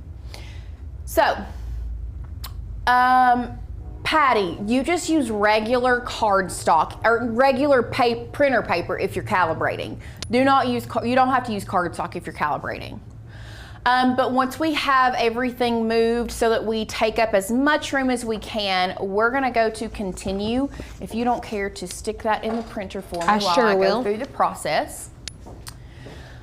While this is recognizing our machine, what we are gonna do is we're gonna go to send to printer. We are using the Canon TS9500 series. This is a project where you want to make sure bleed is on. So make sure you click that stays on, and then we love using system dialog. So once you turn both of those toggles on, we're gonna select print. Now for us, it always pops up behind the window, you can see here for some reason it pops up behind it, so we'd like to pull it down. What I'm doing is we love to feed from rear tray. If you don't have a rear feeding printer, not a problem. You can just do an auto or like a default. I'm changing it from auto select to photo paper. That tends to give me a better print, and then changing the quality from normal to best. Now, Alicia, what do the levels on that printer look like? Because at one point I think cyan was empty. Well, let me look.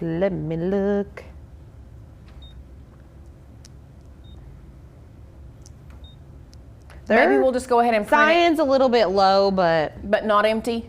not empty. Okay, Well, cool. So after we've done that, we're just gonna select print. And then after that prints, it is going to show verify print quality. We'll show you here in a minute, but once that prints, we will start cutting our little stickers. yeah, it has it has a red X, but then it has like some color in the bottom. So does that mean it's empty? I guess we'll see when it comes out. We fitting to find out. We fitting to find out. These would be great gifts for anniversaries, weddings. For all these are really, really great. Then there was another. Is calibration only needed for print and cut? Chrissy, great question. If your machine only has print and cut capabilities, so for example, an Explorer, whether it be a 2, 3, 4, whatever, they don't have the adaptive tools. The adaptive tools will sometimes need calibration, so a knife blade and a rotary blade. So if you have a Maker 3 or a Maker 4, you may have to calibrate the knife blade or the rotary blade. But most of the time, print and cut is the one that needs the most calibration. Yes. This pattern is so cute. Is it? It's adorbs. The only thing with, like I said earlier, the only thing with doing these for like lots of different events is if we could find a board book that wasn't so thick, you know, it wouldn't feel as much like a baby book. Right. So once you have printed, look how stinking cute. I do think we need to change the cyan a little bit because I feel like this green would have been a little more greener, but it's still really cute. Yeah, Still love it. fresh. One thing about print and cut is they have added this little triangle to show you where the top left corner is, which I actually appreciate, because what I have noticed is if I'm doing like lots of stickers and it's more of a repetitive pattern, sometimes I'll forget and I'll do it upside down and it won't print right, or I have done that before. So I do actually enjoy having that little triangle in the top left corner just to kind of keep me on track.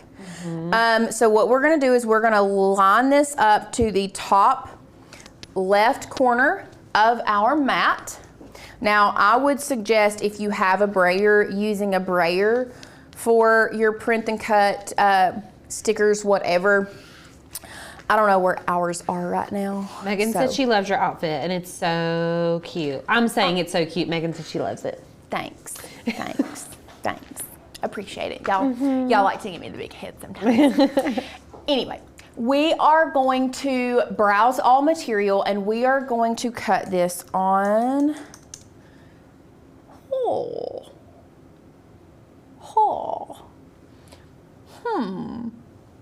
There's lots. I was just looking at all of the different options now. Oh, different printable. Yeah, sticker paper. I think I'm just gonna go with sticker paper removable and see what it does. Yeah. I think that's what I'm gonna go with. Because this is a new machine, we've never cut with it, so I don't know what the pressure settings are or anything else. So I think I'm just gonna go with sticker paper removable. And then we're gonna pop this bad boy in. That's weird. I've had to hit that button twice. Which button? The load button. When I was loading for the calibration, I hit it once and it didn't do it, and then I hit it again and it loaded. Same thing right there. Oh, that's weird. Just a Observation. Just an observation. And then, okay, that one was once. Cute. I'm excited to see how fast it cuts this print and cut. Me too. So with the normal machine, we would probably use the gray liner sticker or something like this. Or I would use the green liner. I think I use the green liner. That's the Kiss Cut, right? Green is Kiss Cut. Anyways, there's like 50 different options with this new machine. Well, okay, so what I have noticed is gray liner, green liner, whatever, if you're using the Explorer or the Maker, it cuts different on each machine. Mm-hmm. It's a lot faster, for sure.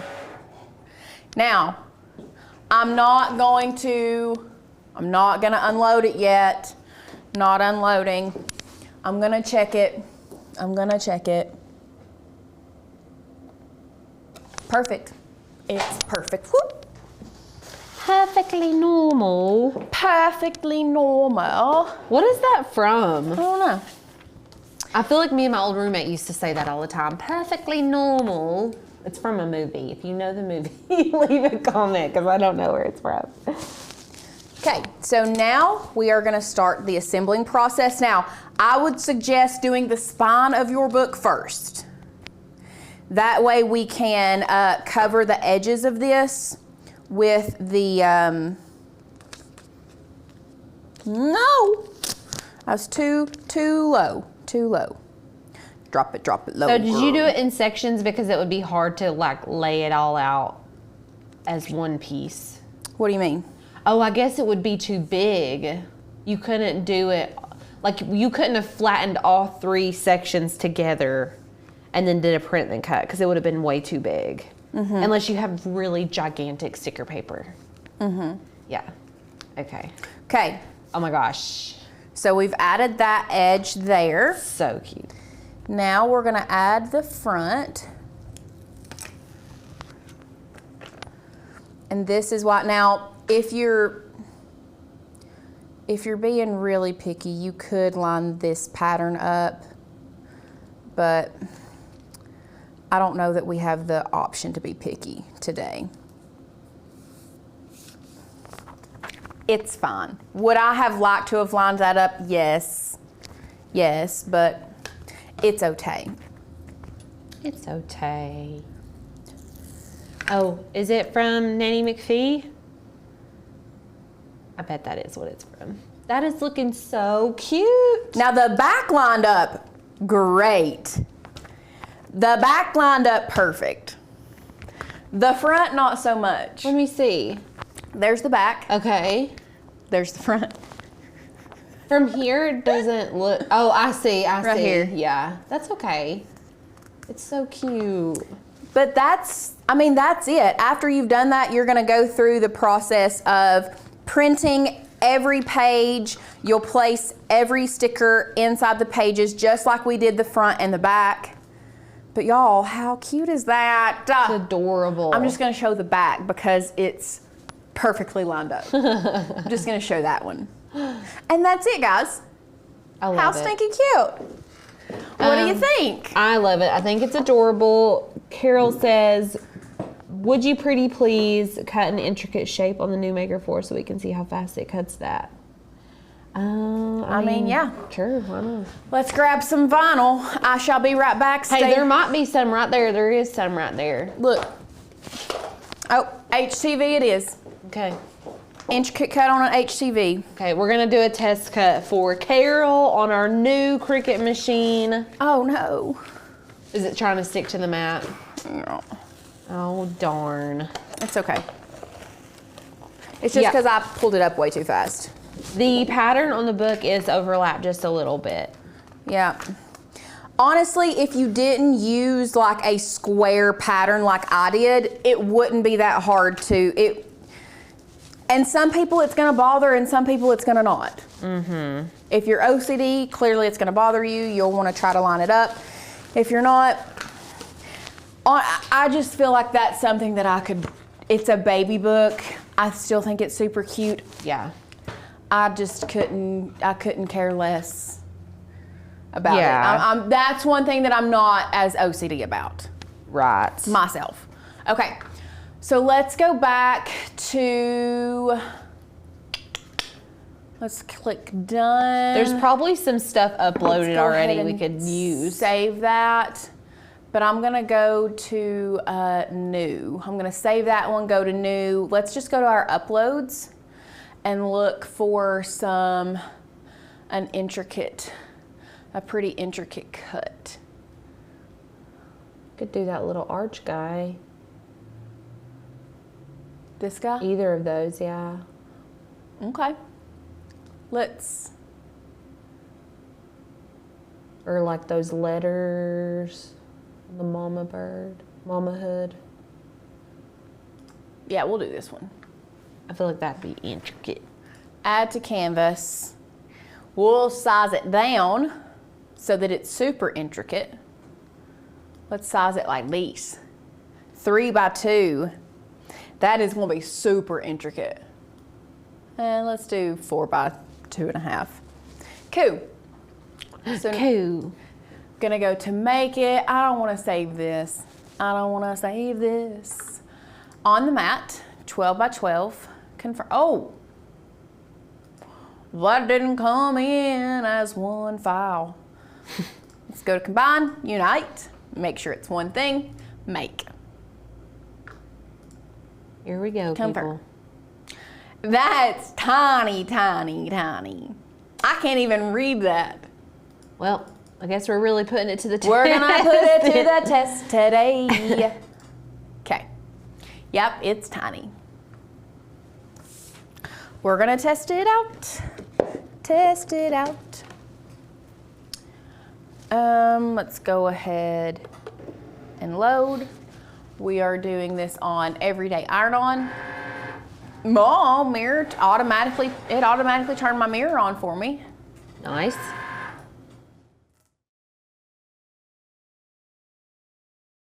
Let's check these cuts. It will cut. Okay. I was weeding the wrong thing just then. I was weeding. I was weeding the wrong thing. Okay, it's tiny. Oh my Lord. Give me that pin tool. The pin tool is the where it's at. Okay, maybe I do need to weed this because I don't know that you all are gonna believe how small this is. And actually, And it worked? it seems to have. Okay. I'm not saying that it did for sure, but it seems Seems to have. that way. So let's try this first. Okay. Well, this didn't cut very well.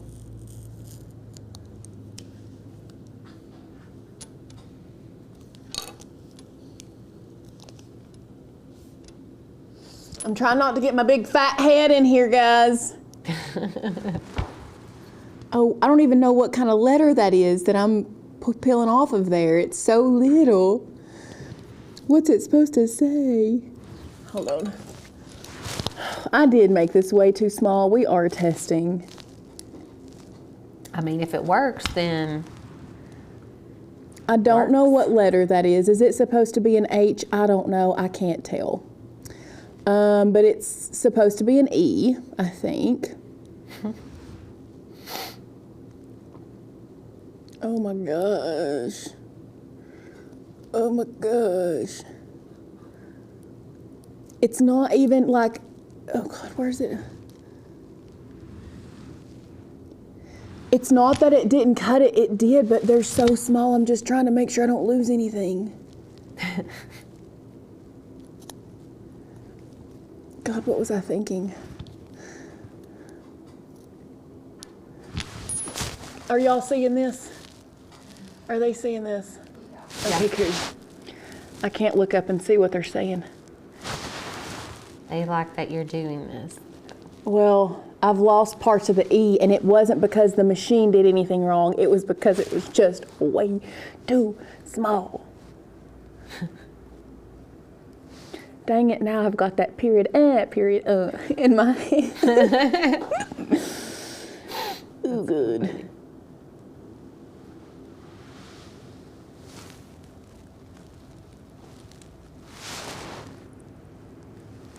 I mean, I can like kind of see that you're doing smaller bits, but.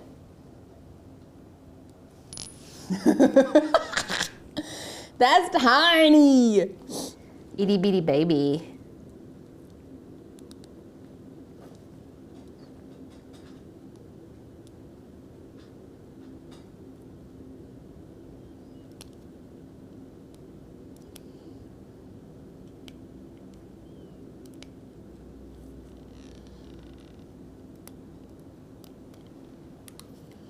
Okay.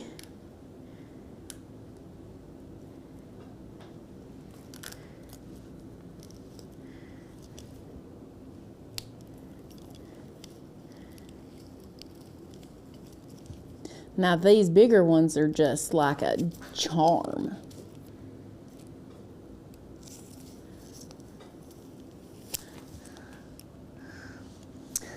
Okay.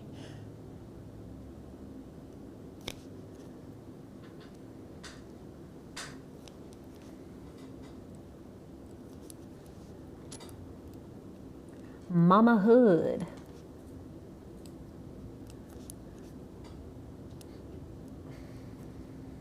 Yeah, pimpin' tool is like the tool for this.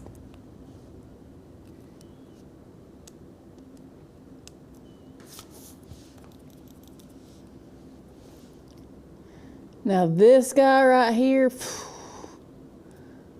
I'm not gonna attempt this. I'm just gonna show you the letters.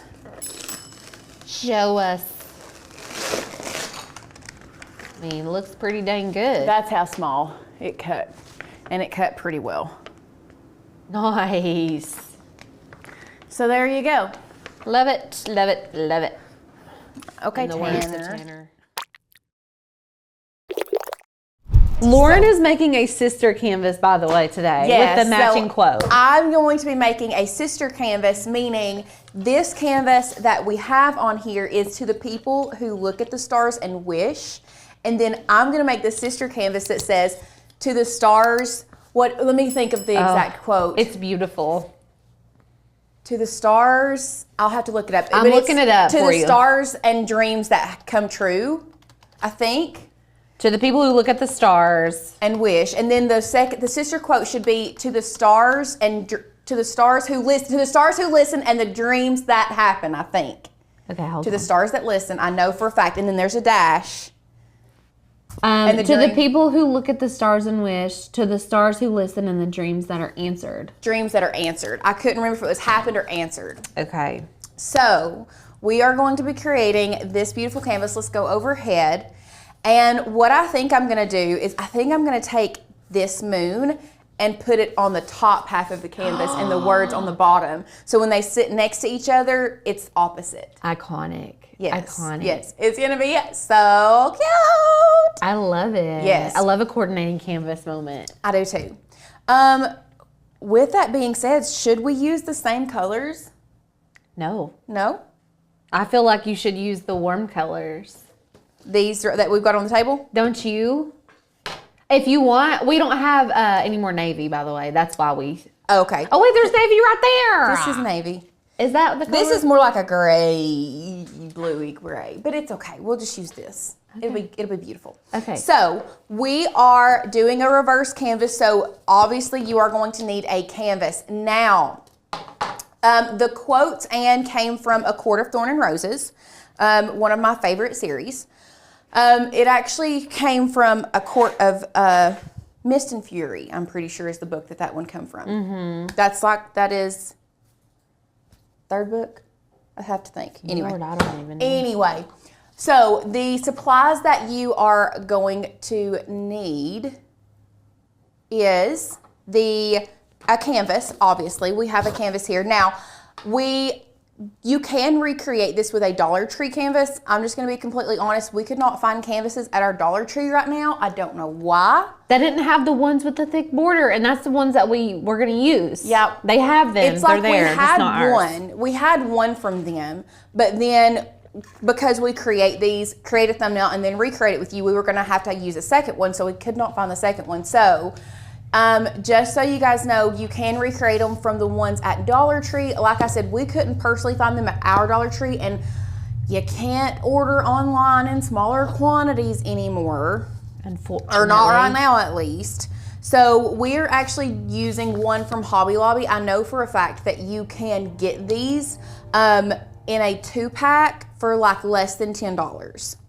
I know for a fact you can get these, and these are a pretty big canvas. If I'm not mistaken, this is a 9 by 13, I think. It looks like a 9 by 13. Let's double check. Oh, it's even bigger. Nice. Looks like a 12 by 16. Karen, we're talking about a Court of Thorns and Roses series. Yes. So, obviously we'll go back overhead. You're going to need your canvas. You're going to need heat transfer vinyl, okay? And this is what we are going to be putting this on with. So you do need heat transfer vinyl. You are going to need some stain. Today we are using this aged wheat stain. Of course, we have gloves for our stain. We are going to be using, now these tools are going to be, you choose what you think is going to work best. There's a couple different ways that you can take the canvases off the frame and re-stretch them. I personally normally take and I'll show you, we'll flip it over. You can see there's lots and lots of staples. If you want to, you can just cut this out, or you can take some tools and you can kind of pry these staples up and then take them out with needle nose pliers, whichever one you want. If you want to cut it, you will need a true control knife just to cut around the edges. That's going to be totally your preference. And then of course we do have a staple gun to staple our canvas back in there, and I'm checking right now to see if we need any staples. Nope, we're good. So we do have the staple gun to staple our canvas back onto our frame once we get it off. And then we have just a standard grip mat for our HTV. Not that standard. That's not that standard, but Donna literally took the thoughts out of my brain. She said, that's a lighter stain than you normally use. It's because Mary Catherine brought that stain in here. I know. But me and Lauren always pick Early American. We always pick Early American. It's nice, like, to have some variation. Like, I appreciate the variation. Yep. So, and then of course we have a mini easy press that we're going to be using to put the HTV onto the canvas. So it looks like there's a lot, but guys, these are things that you probably already have sitting around your house. Other than the canvas, you may not have the canvas, but other than that, these are all things that you can just do with what you have. So let's start out. First of all, the first thing I want to do is I want to start out by taking our canvas off of our frame and showing you guys how to do that. That way we can go ahead and stain our frame. So by the time that we're done, it should be dry and we can go ahead and reassemble everything, okay?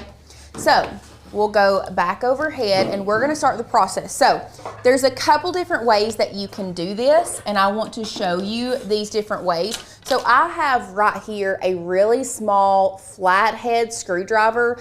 This is just what we have. I keep it in my drawer. I use it for so many different things. And really what I'm going to do is just kind of pry this up just enough where you can come back in with a set of like needle nose pliers and pull it up. So you can do that. Here you can see once you have it up, I just come in with a set of needle nose pliers and take it out.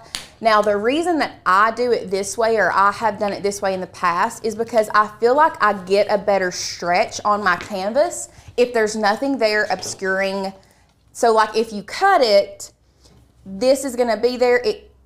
It's just a personal preference. So if you want to, once again, this does take longer prying them up like this. So what we may do is, just so you all have both options, let me There we go. Turn that around. So if you want to, you can cut it. And if you plan on cutting your canvas, grab you a true control knife and just cut on the outside. Oh, I was like, what is that? Cut on the outside of the staples. So you can see here now, you do have to cut pretty deep. One thing I want you all to not worry about, don't worry about ruining this side of the canvas, because this is now going to be the back of the canvas once we get done. So I'm just going to cut all the way around on the outside, okay, outside of the staples. And that's a nice, sharp X-Acto knife. It should be. I think so. Yeah, there we go. Beautiful. Kelly says my favorite screwdriver is the butter knife. Yes, yes. That's a really good screwdriver. Love that one. Listen, whatever works, you know. Used it more than once. Leanne, we're so happy you're here. She said she's so thrilled she can attend live today. Yay! Okay, once you have your canvas cut, all you're going to have to do then is come through here, and we are just going to separate it away from our frame. Beautiful. Now here you can see I have this. I'm just going to go ahead and grab this side of the canvas, and I'm just going to rip it up and leave those staples in there. Oh my gosh, Michelle just reminded me of something. Only one Dollar Tree in New Jersey is closing. Not sure about the other Dollar Generals though. But listen, I saw an article that said Dollar Tree is closing. They're like closing some of their stores. Well, I did read that article, and I think what they're doing is they are probably just downsizing. So like, for example, we have 2 Dollar Trees in our town, one on the west end, one on this end. And one in the middle of town. Oh wait. The other one is in Jeff City, yeah. So there's 2 in our town. So I have a feeling that there's a good chance that they're just going to close locations that aren't as profitable. Like the one in the middle of town probably doesn't get as many people as the one on this side. I don't know. I don't know though. That is literally just my speculation. I hope they don't close any of ours. I like having options. Same. Yeah. Okay, so what I'm going to do now, I'm just going to prep my area to get it ready to stain. I like to lay down some paper towels just to be on the safe side, guys. You never know. This table has already seen enough destruction. We don't need to destroy it even more. Don't get stain on your sweatshirt. I know. God, this is making me nervous now. Making me nervous. You need you an apron is all. I know. Let me just go ahead and pull my sleeves up. Sleeves. And we're going to start staining. Now, Mary Catherine has a brush out here. I normally, personally, don't use a brush. I normally use a cloth. An old t-shirt. I cut a piece of an old t-shirt off and use, this is I don't think I've ever used this stain. I don't think I have either. It's like look at this. Oh. It looks like a paint. It's going to look like that one though. I mean, it's beautiful. Don't get me wrong. Yeah. Yeah, I'm just going to keep some paper towels handy to wipe it off with. Yeah. So I'm putting my gloves on. Somebody said, the last thing I read said that most of the stores are being closed are going to be a Family Dollar. That is interesting that you say that, Sandy, because there's a store going up in the town, and it's across from Cherokee. It's Family Dollar and Dollar Tree together. Ah. Same store. Interesting. Yes. Maybe they'll call it Family Tree. Family Tree, I don't know. No, it's like it is like you know how they used to have Long John Silver's and A&W in the same building? It's very much similar to that. Is there a defined threshold? I don't know. I have no clue. Remember when our Walmart used to be connected to our mall? Oh, I was literally just talking about that to somebody. I miss those days. I hardly I remember miss it. going to the mall because our Walmart used to be connected to our mall. I miss going to Walmart when it was connected to the, okay. Oh. Okay. You said it's supposed to look like that? I'm assuming that. Is it dark? Yep. I can't hardly see it. Oh, it's like a gray. Yeah. Just commit. Do you want me to get some different HTV colors? It's okay.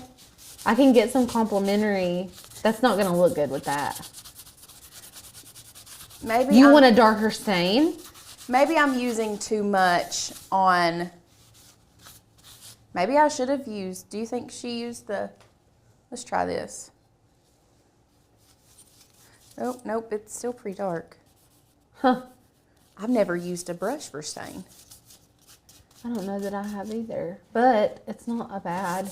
No. Like because you can apply it with the brush and then wipe it off with a paper towel or a rag or Right. something. Okay. It's not a huge factor. Okay, well, it's done. Do I like it? No. I don't hate it. I think it- it'll look better once it's fine. It's not fine, and that's okay that you said that. It's not fine. I don't know what happened. I probably should have sanded it, number one, It's possible. and I should have just told you to get Early American. This is why we use Early American all the time. So, yeah. We're this is- committed to Early American. This is why we use Early American. I'm going to set this to the side. Oh, not going to do. Oh, y'all. Okay. man, I'm going to set this on the floor. Away from me. Okay. First thing we're going to do while this is turning on, I am going to grab this frame, and you want to measure the inside of this frame really quickly to get the dimensions. So I know I said it was a 12 by, what did I say, a 12 by 16? But we want to work within, so this is 9 3/4. I can go ahead and make it 9 3/4 by, let's do 13 3/4. That's the area that you want to work in. Why is the computer not working? You guys know how at the beginning of the lab we said there's always those projects. This is what happens. And you can't pick it. The universe picks it. Okay, the universe picks the projects that just try to not be on the channel. We've had like 2 or 3 since I've been here. This is one of them. And this is what happens. We are going to build this together. So the font that we're going to be using today is going to be, what just happened? Are you kidding me? Okay, we're using Celine from Maker's Gonna Learn, and this is Moon and Stars. It is a cut file. Now it is different colors, as you guys can see. Beautiful. And you can see all of the different colors are different layers. So we're gonna hop back over to the Maker's Gonna Learn website in just a minute. Don't know what all of, oh, that was from, let's go ahead and close From the all master this. class, if you From the guys missed master- it. Yeah.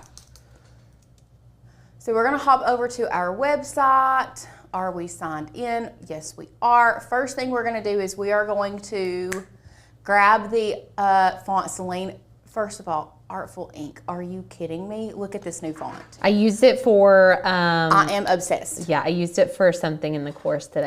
It is fully like, is it neoclassic? No, it's the it's neo-traditional, isn't it? The traditional art or traditional tattoos. yes. American classic. Traditional American tattoo. traditional, yeah. American traditional classic. Obsessed with it. Okay. I love it. Okay. Celine is the font we're using today. This one here, to download a font from our website, you're going to click the arrow pointing down. It's going to come in as a zip file. You're going to double click it. Here it pops up. You need to double click it. It comes in as an OTF. You need to double click that. Karen, you're so sweet. keep that. Oh my goodness. I love. So you're going to install the font, okay? From there, you do have to, once you install a new font, you do have to reload Cricut Design Space for it to recognize the new fonts. But before we do that, I'm going to come back over to our website and we're going to go to our cut files and we are going to type in moon and stars. Okay, so we're gonna download this file. Once again, it comes in as a zip because you can use it. If you open up this folder, you see you have the option for a PNG and an SVG. Because we are cutting this with HTV, we are gonna need the SVG version. So we're gonna hop back over to Design Space. We're gonna go to our upload folder. We're going to upload image. And then we are going to drag and drop this SVG into here. Boop, there you go.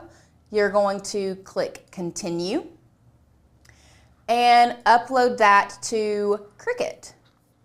And you can see here, it comes in, it actually comes in almost the perfect size for what we're doing, but I'm gonna show you guys how to really place it where you want it. Now, for the font Celine, if you have not used it on your computer yet and you need for Cricut to recognize it, what you can do is go to view and reload Design Space, and that is going to pull in all of the new fonts that you've downloaded. Now we all actually already have Celine on this, so I'm not going to go through that whole process right now, but that's what you would do if you are wanting to re-download, okay? So next thing we're gonna do is we're gonna pull in our shape. If you remember, I took a measurement of the inside of our frame a while ago, and it was, we're gonna unlock our square. It was 9 3/4 by 13 3/4. And this is going to be the size of the canvas that we're working on. So this is gonna help you determine how large or how small something can go. I always like going to advance and like changing it to the color that I need. And let's do this cream color right here. Beautiful. And you can use the white or the cream side of that canvas, right?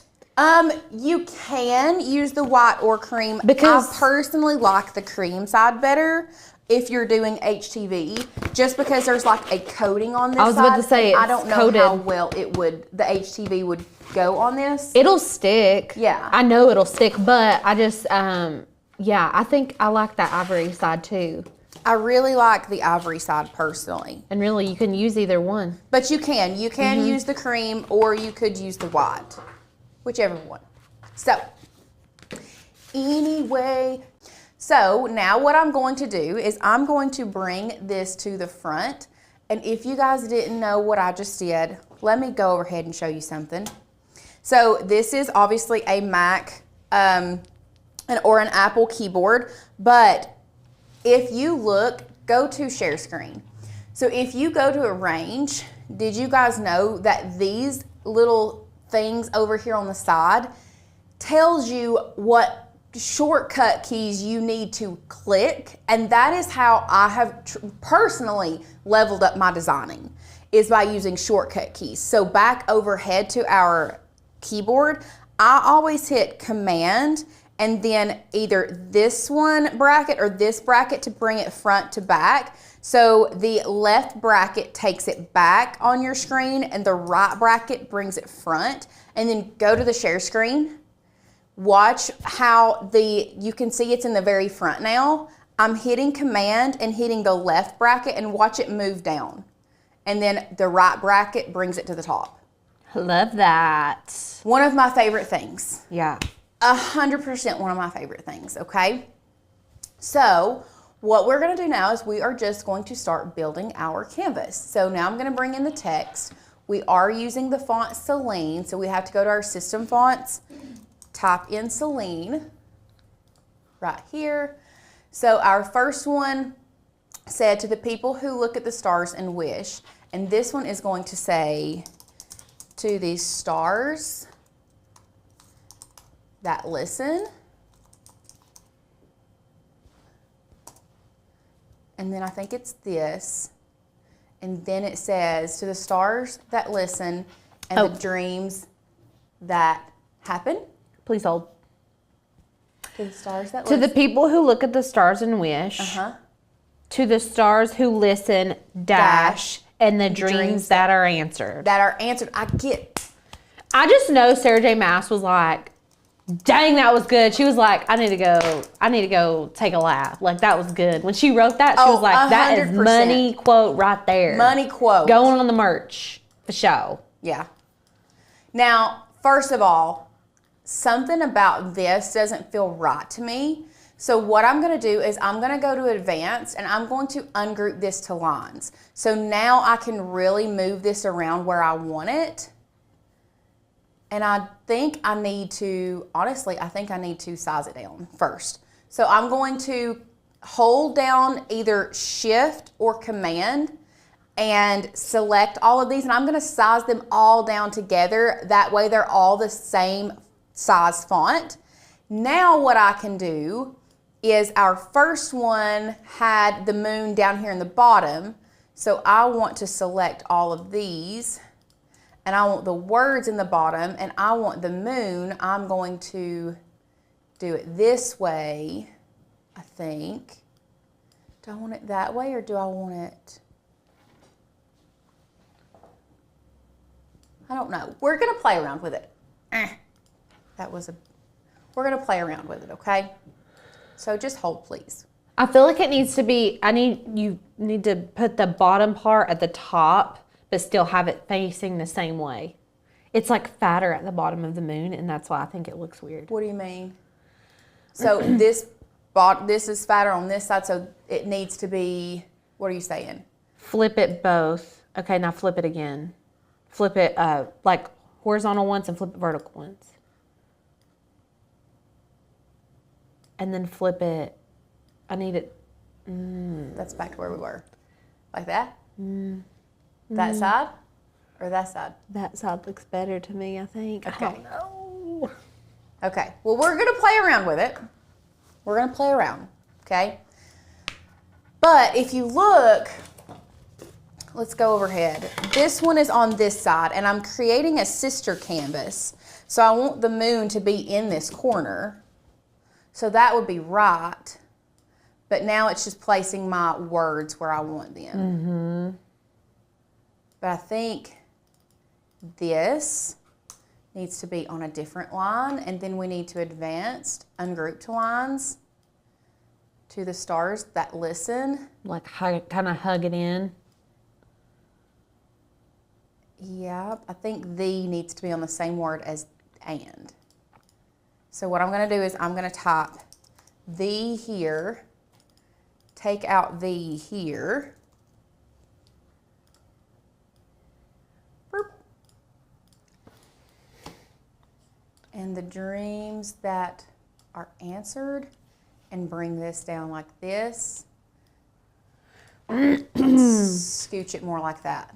It looks upside down. It looks upside down. The moon looks like upside down. Okay. So let's do this, this. And then rotate it that way. Like that. I think. You feeling better about it? It's delayed for me, but from here, that looks better in my opinion. Okay, I like. Do you think so? I like. Okay.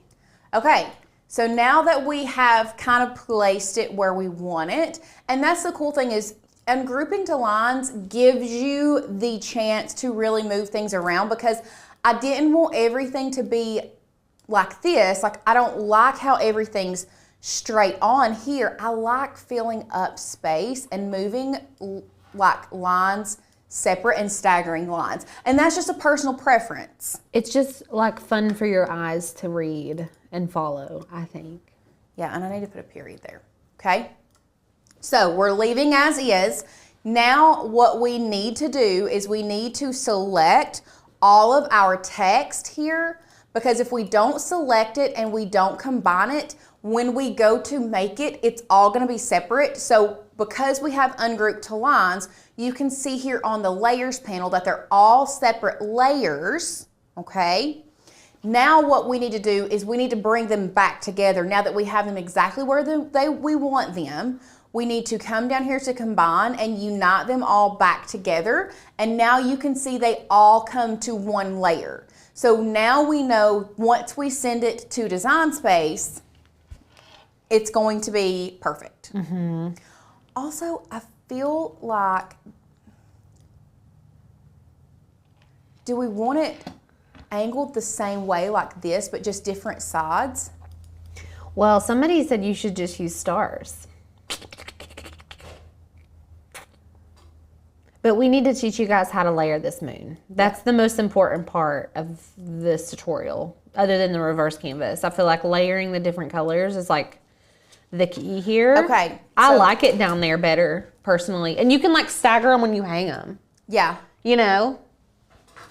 Like if you hung them up, just stagger them. Yeah. But like also looking at these two together, imagine a moon being in this corner, like the two bottom corners. Yeah.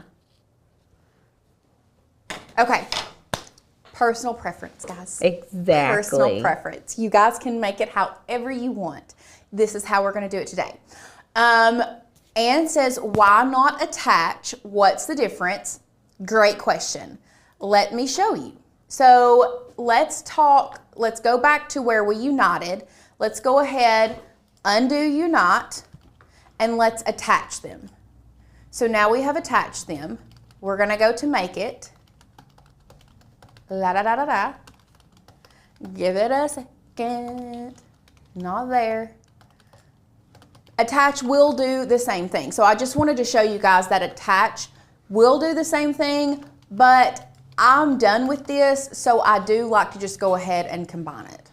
I don't know. It's just, once again, it's a personal preference. Right. Whichever one you want to do. If you want to attach or if you want to combine, both of them works. So either one. Now that we have it exactly where we want it, I no longer need the background, our tan color, so I'm going to delete that, and I'm actually going to come over here on, okay, Design Space. Why are we not moving? Oh, now it decided There to it move. goes.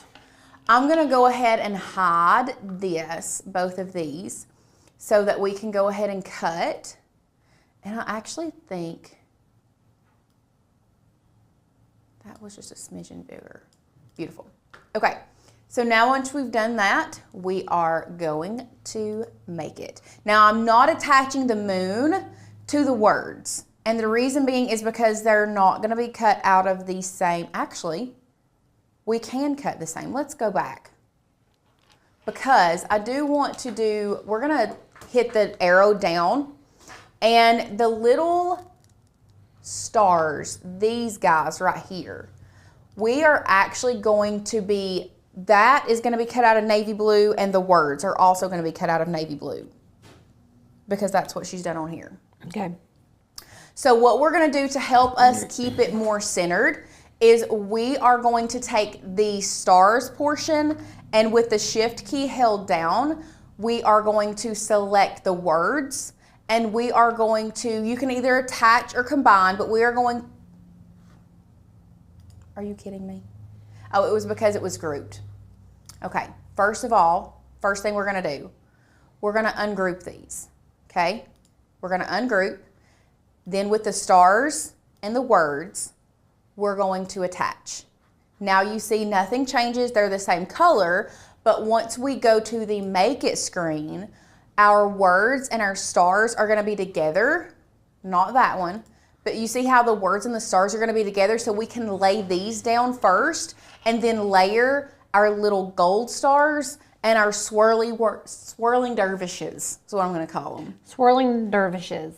Yeah, I don't know. No, okay. Okay. No, we're gonna attach those all together. So first thing I'm gonna do is I'm gonna mirror every single can't think, matte mirror, because we're using HTV, changing it from 12 to 24 to 12 to 12.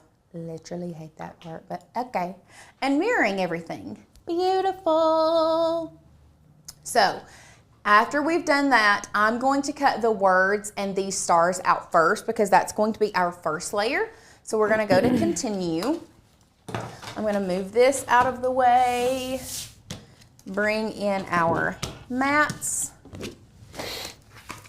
Have y'all been noticing the layers panel is a little weird lately in Design Space, or is it just me? It's been like hiding my layers. I don't want it to hide them unless I tell it to. You know what I'm saying? Oh yeah, so like if something's grouped together, it won't show you all of the different groups. No. It gets on my nerves. Because you have to push the down arrow. Yeah, you gotta like go and click I know. it. I just want it to be how it always is. I just want to be able to see it, you know? I know. Oh, there it is. First of all, let's move this bad boy out of the way. Okay, I'm just burnishing that down. We are going to be using Everyday Iron-On cut setting. Griffmodo says you are a star. Griffmodo is my husband. Griffmodo, you missed it earlier. I think I'm gonna do what's supposed to be the yellow, like shiny stars in this rose gold color. Yeah, and the swirly dirts. That name. Okay, do you want to know where I got the word swirling dervish? Yes. Asher is obsessed and has a paper airplane book, and we do paper airplanes, and one of the paper airplanes is called a swerving dervish. I'm gonna be. Okay, let's see. That's funny. Okay, I'm trying to find my cut lines so that I can cut away the excess. I wish I could tell you guys exactly how many times I've used a true control knife and cut through my design from me doing this. Number one. In Canva, you can add an outline to your things, but you text. can't create like a separate layer offset, if that makes sense. Okay, I'll say this. There are ways to do it.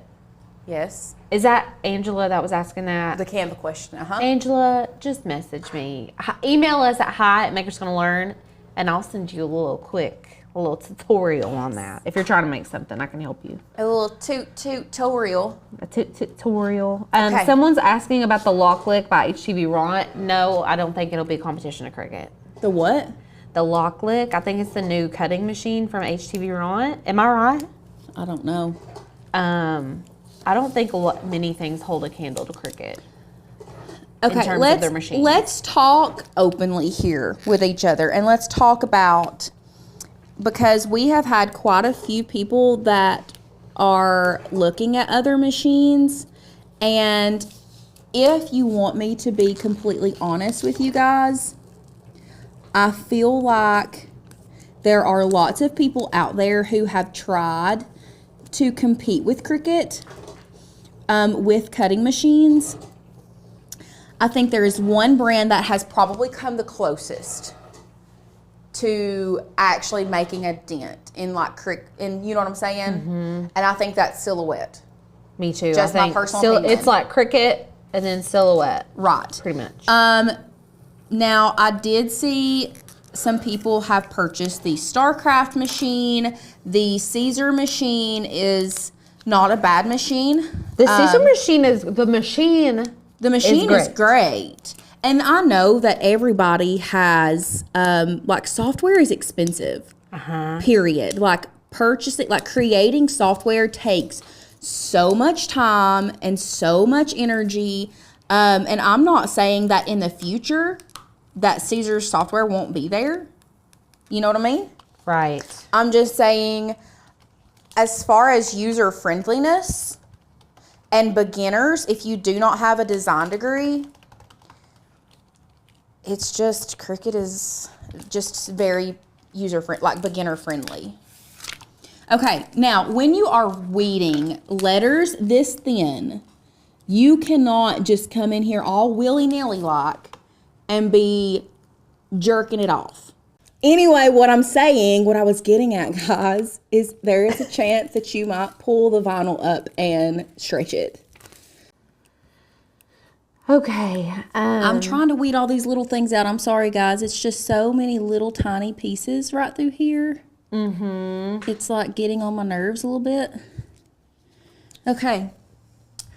That's about to be good enough. Oh, no. Let me get that tea. Okay. Okay, guys. First part done. Here's the little stars, and then we're gonna put this guy on here. Let's make sure that it fits over here. Oh, here. Edit goes over to, it goes over to this.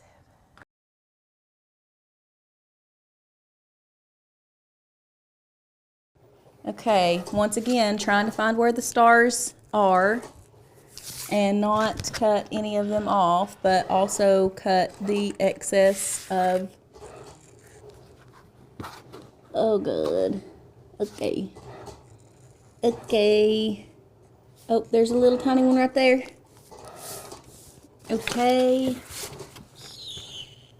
This is the one part that is just not my favorite because you all know that I don't like to waste material. So like I feel like I have to try. You know what? We're just doing it across there. Okay. Good deal. Good deal, Lucille. I think Brooks was watching the live because he said HR is going to have to talk to us. Is he HR? Cutting off the last little bit. We're gonna weed this out. Beautiful. And then we're gonna start layering, guys. Are you about ready to layer? Yes.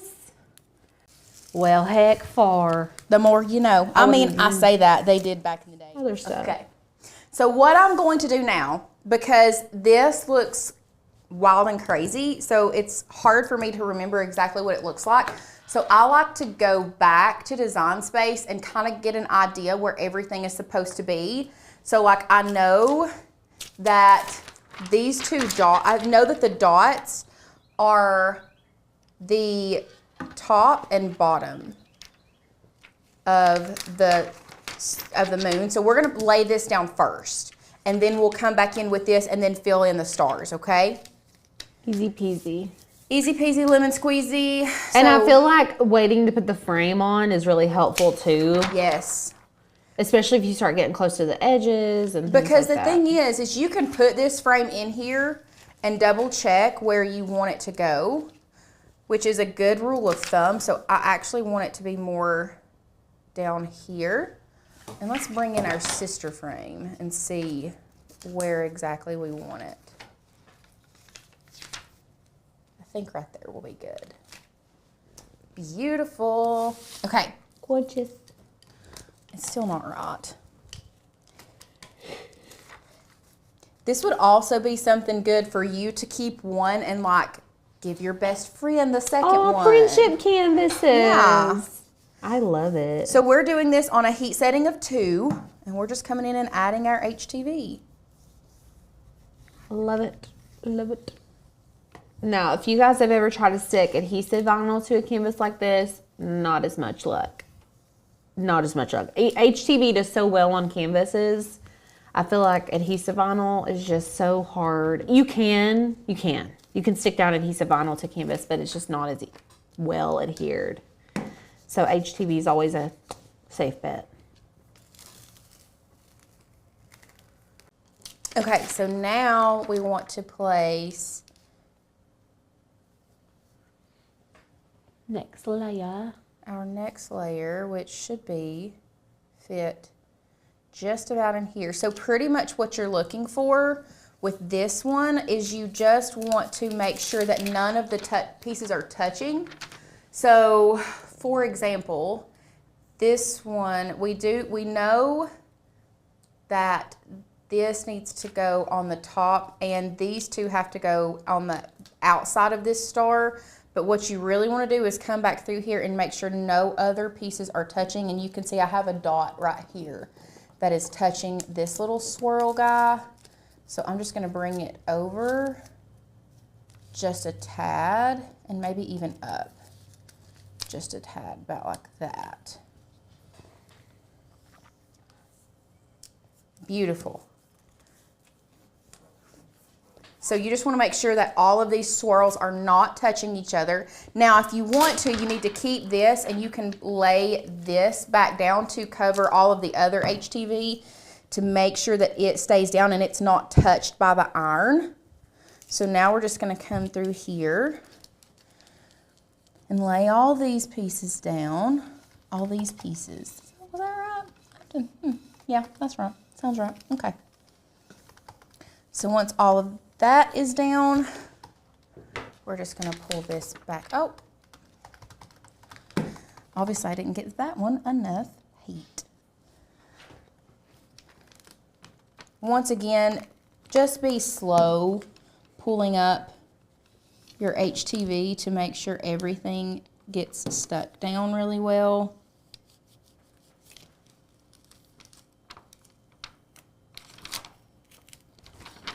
Beautiful and gorgeous. Look at that. Love it.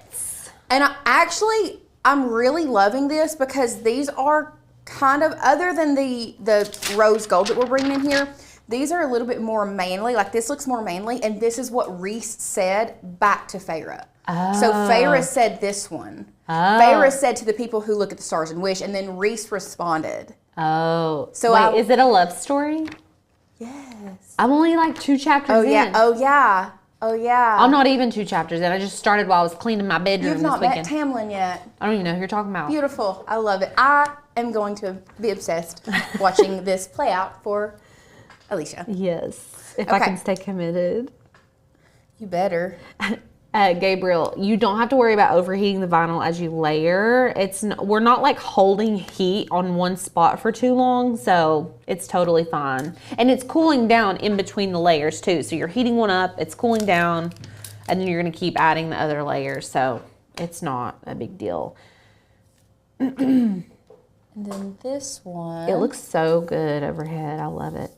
We're just laying where to fill in all of the spots. And then I'm also going to bring this in and just kind of use it as necessary. Like these pieces are already covered, so I'm okay there. But like when you get toward the edge, you may want to like lay this down and cover that to make sure you get everything. Oh no.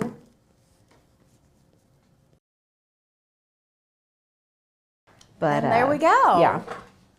Cute. I love it. I wonder if you can capture the shimmer if you like. Let me get it put on the frame first. Okay. So now to put it on the frame, of course, all you're gonna do is you're gonna flip it upside down. Now we had it placed there exactly where we want it. So I'm just gonna flip it. And what I like to do is staple all along one side. You're gonna stretch it to the other side and then staple the other side, and then I do the tops and the bottoms, just so I can get a good feel for where it's gonna be on the canvas.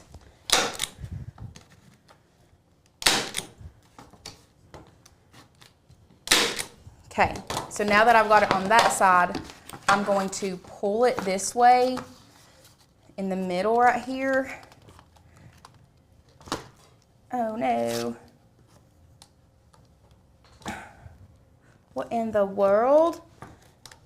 There we go. Then I'm gonna pull this side up to this corner probably.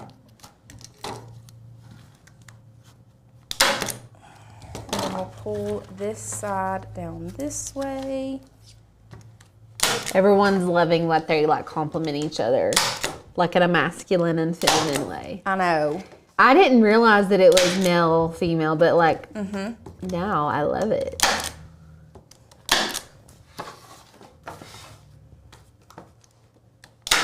Kristen says, is it because of using the mini that you don't have to worry about doing the tack down method like you would if you're using a full heat press? I don't tack my stuff down unless I'm worried about it moving, and where the HTV transfer tape is sticky, I don't normally even have to worry about it. There's very few projects that I actually like tack down before I fully press it. Yeah. I feel like I did it the other day for something. I was doing a puff vinyl and regular vinyl shirt the other day for a friend, and I feel like I had to tack down for that for some reason. But normally you don't even have to do that. Now, this is why it's very important to staple your canvas before you nail it down or staple it down, is because trying to stretch like that tiny portion right there, it ain't gonna work.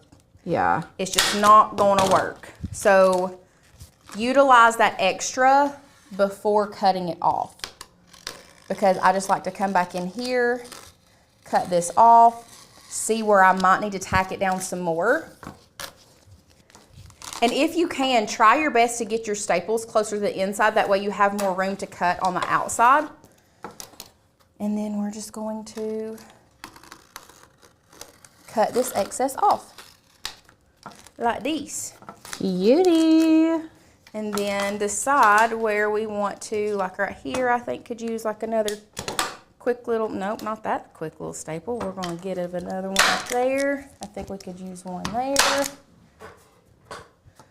I feel like right there we could use one. And ta-da! Beautiful. Look! I love it. Gorgina, that looks so good. Georgina Bobina. Okay, love it. Are you kidding me? Even after the mishap. Even after the mishap, like, you can still make it happen. Don't give up. This is Lauren's message to the world. Never give up. Never give up. Never back down. Here, let me see this one. Okay, you say, we're gonna recite. Okay, you be, what's her name? Sarah. What's my Sarah, name? darling. Wait, what's my name? Resand. Resand? Well, they call him Reese. Reese, But okay. Resand. Okay, I'm ready. To the people who look at the stars and wish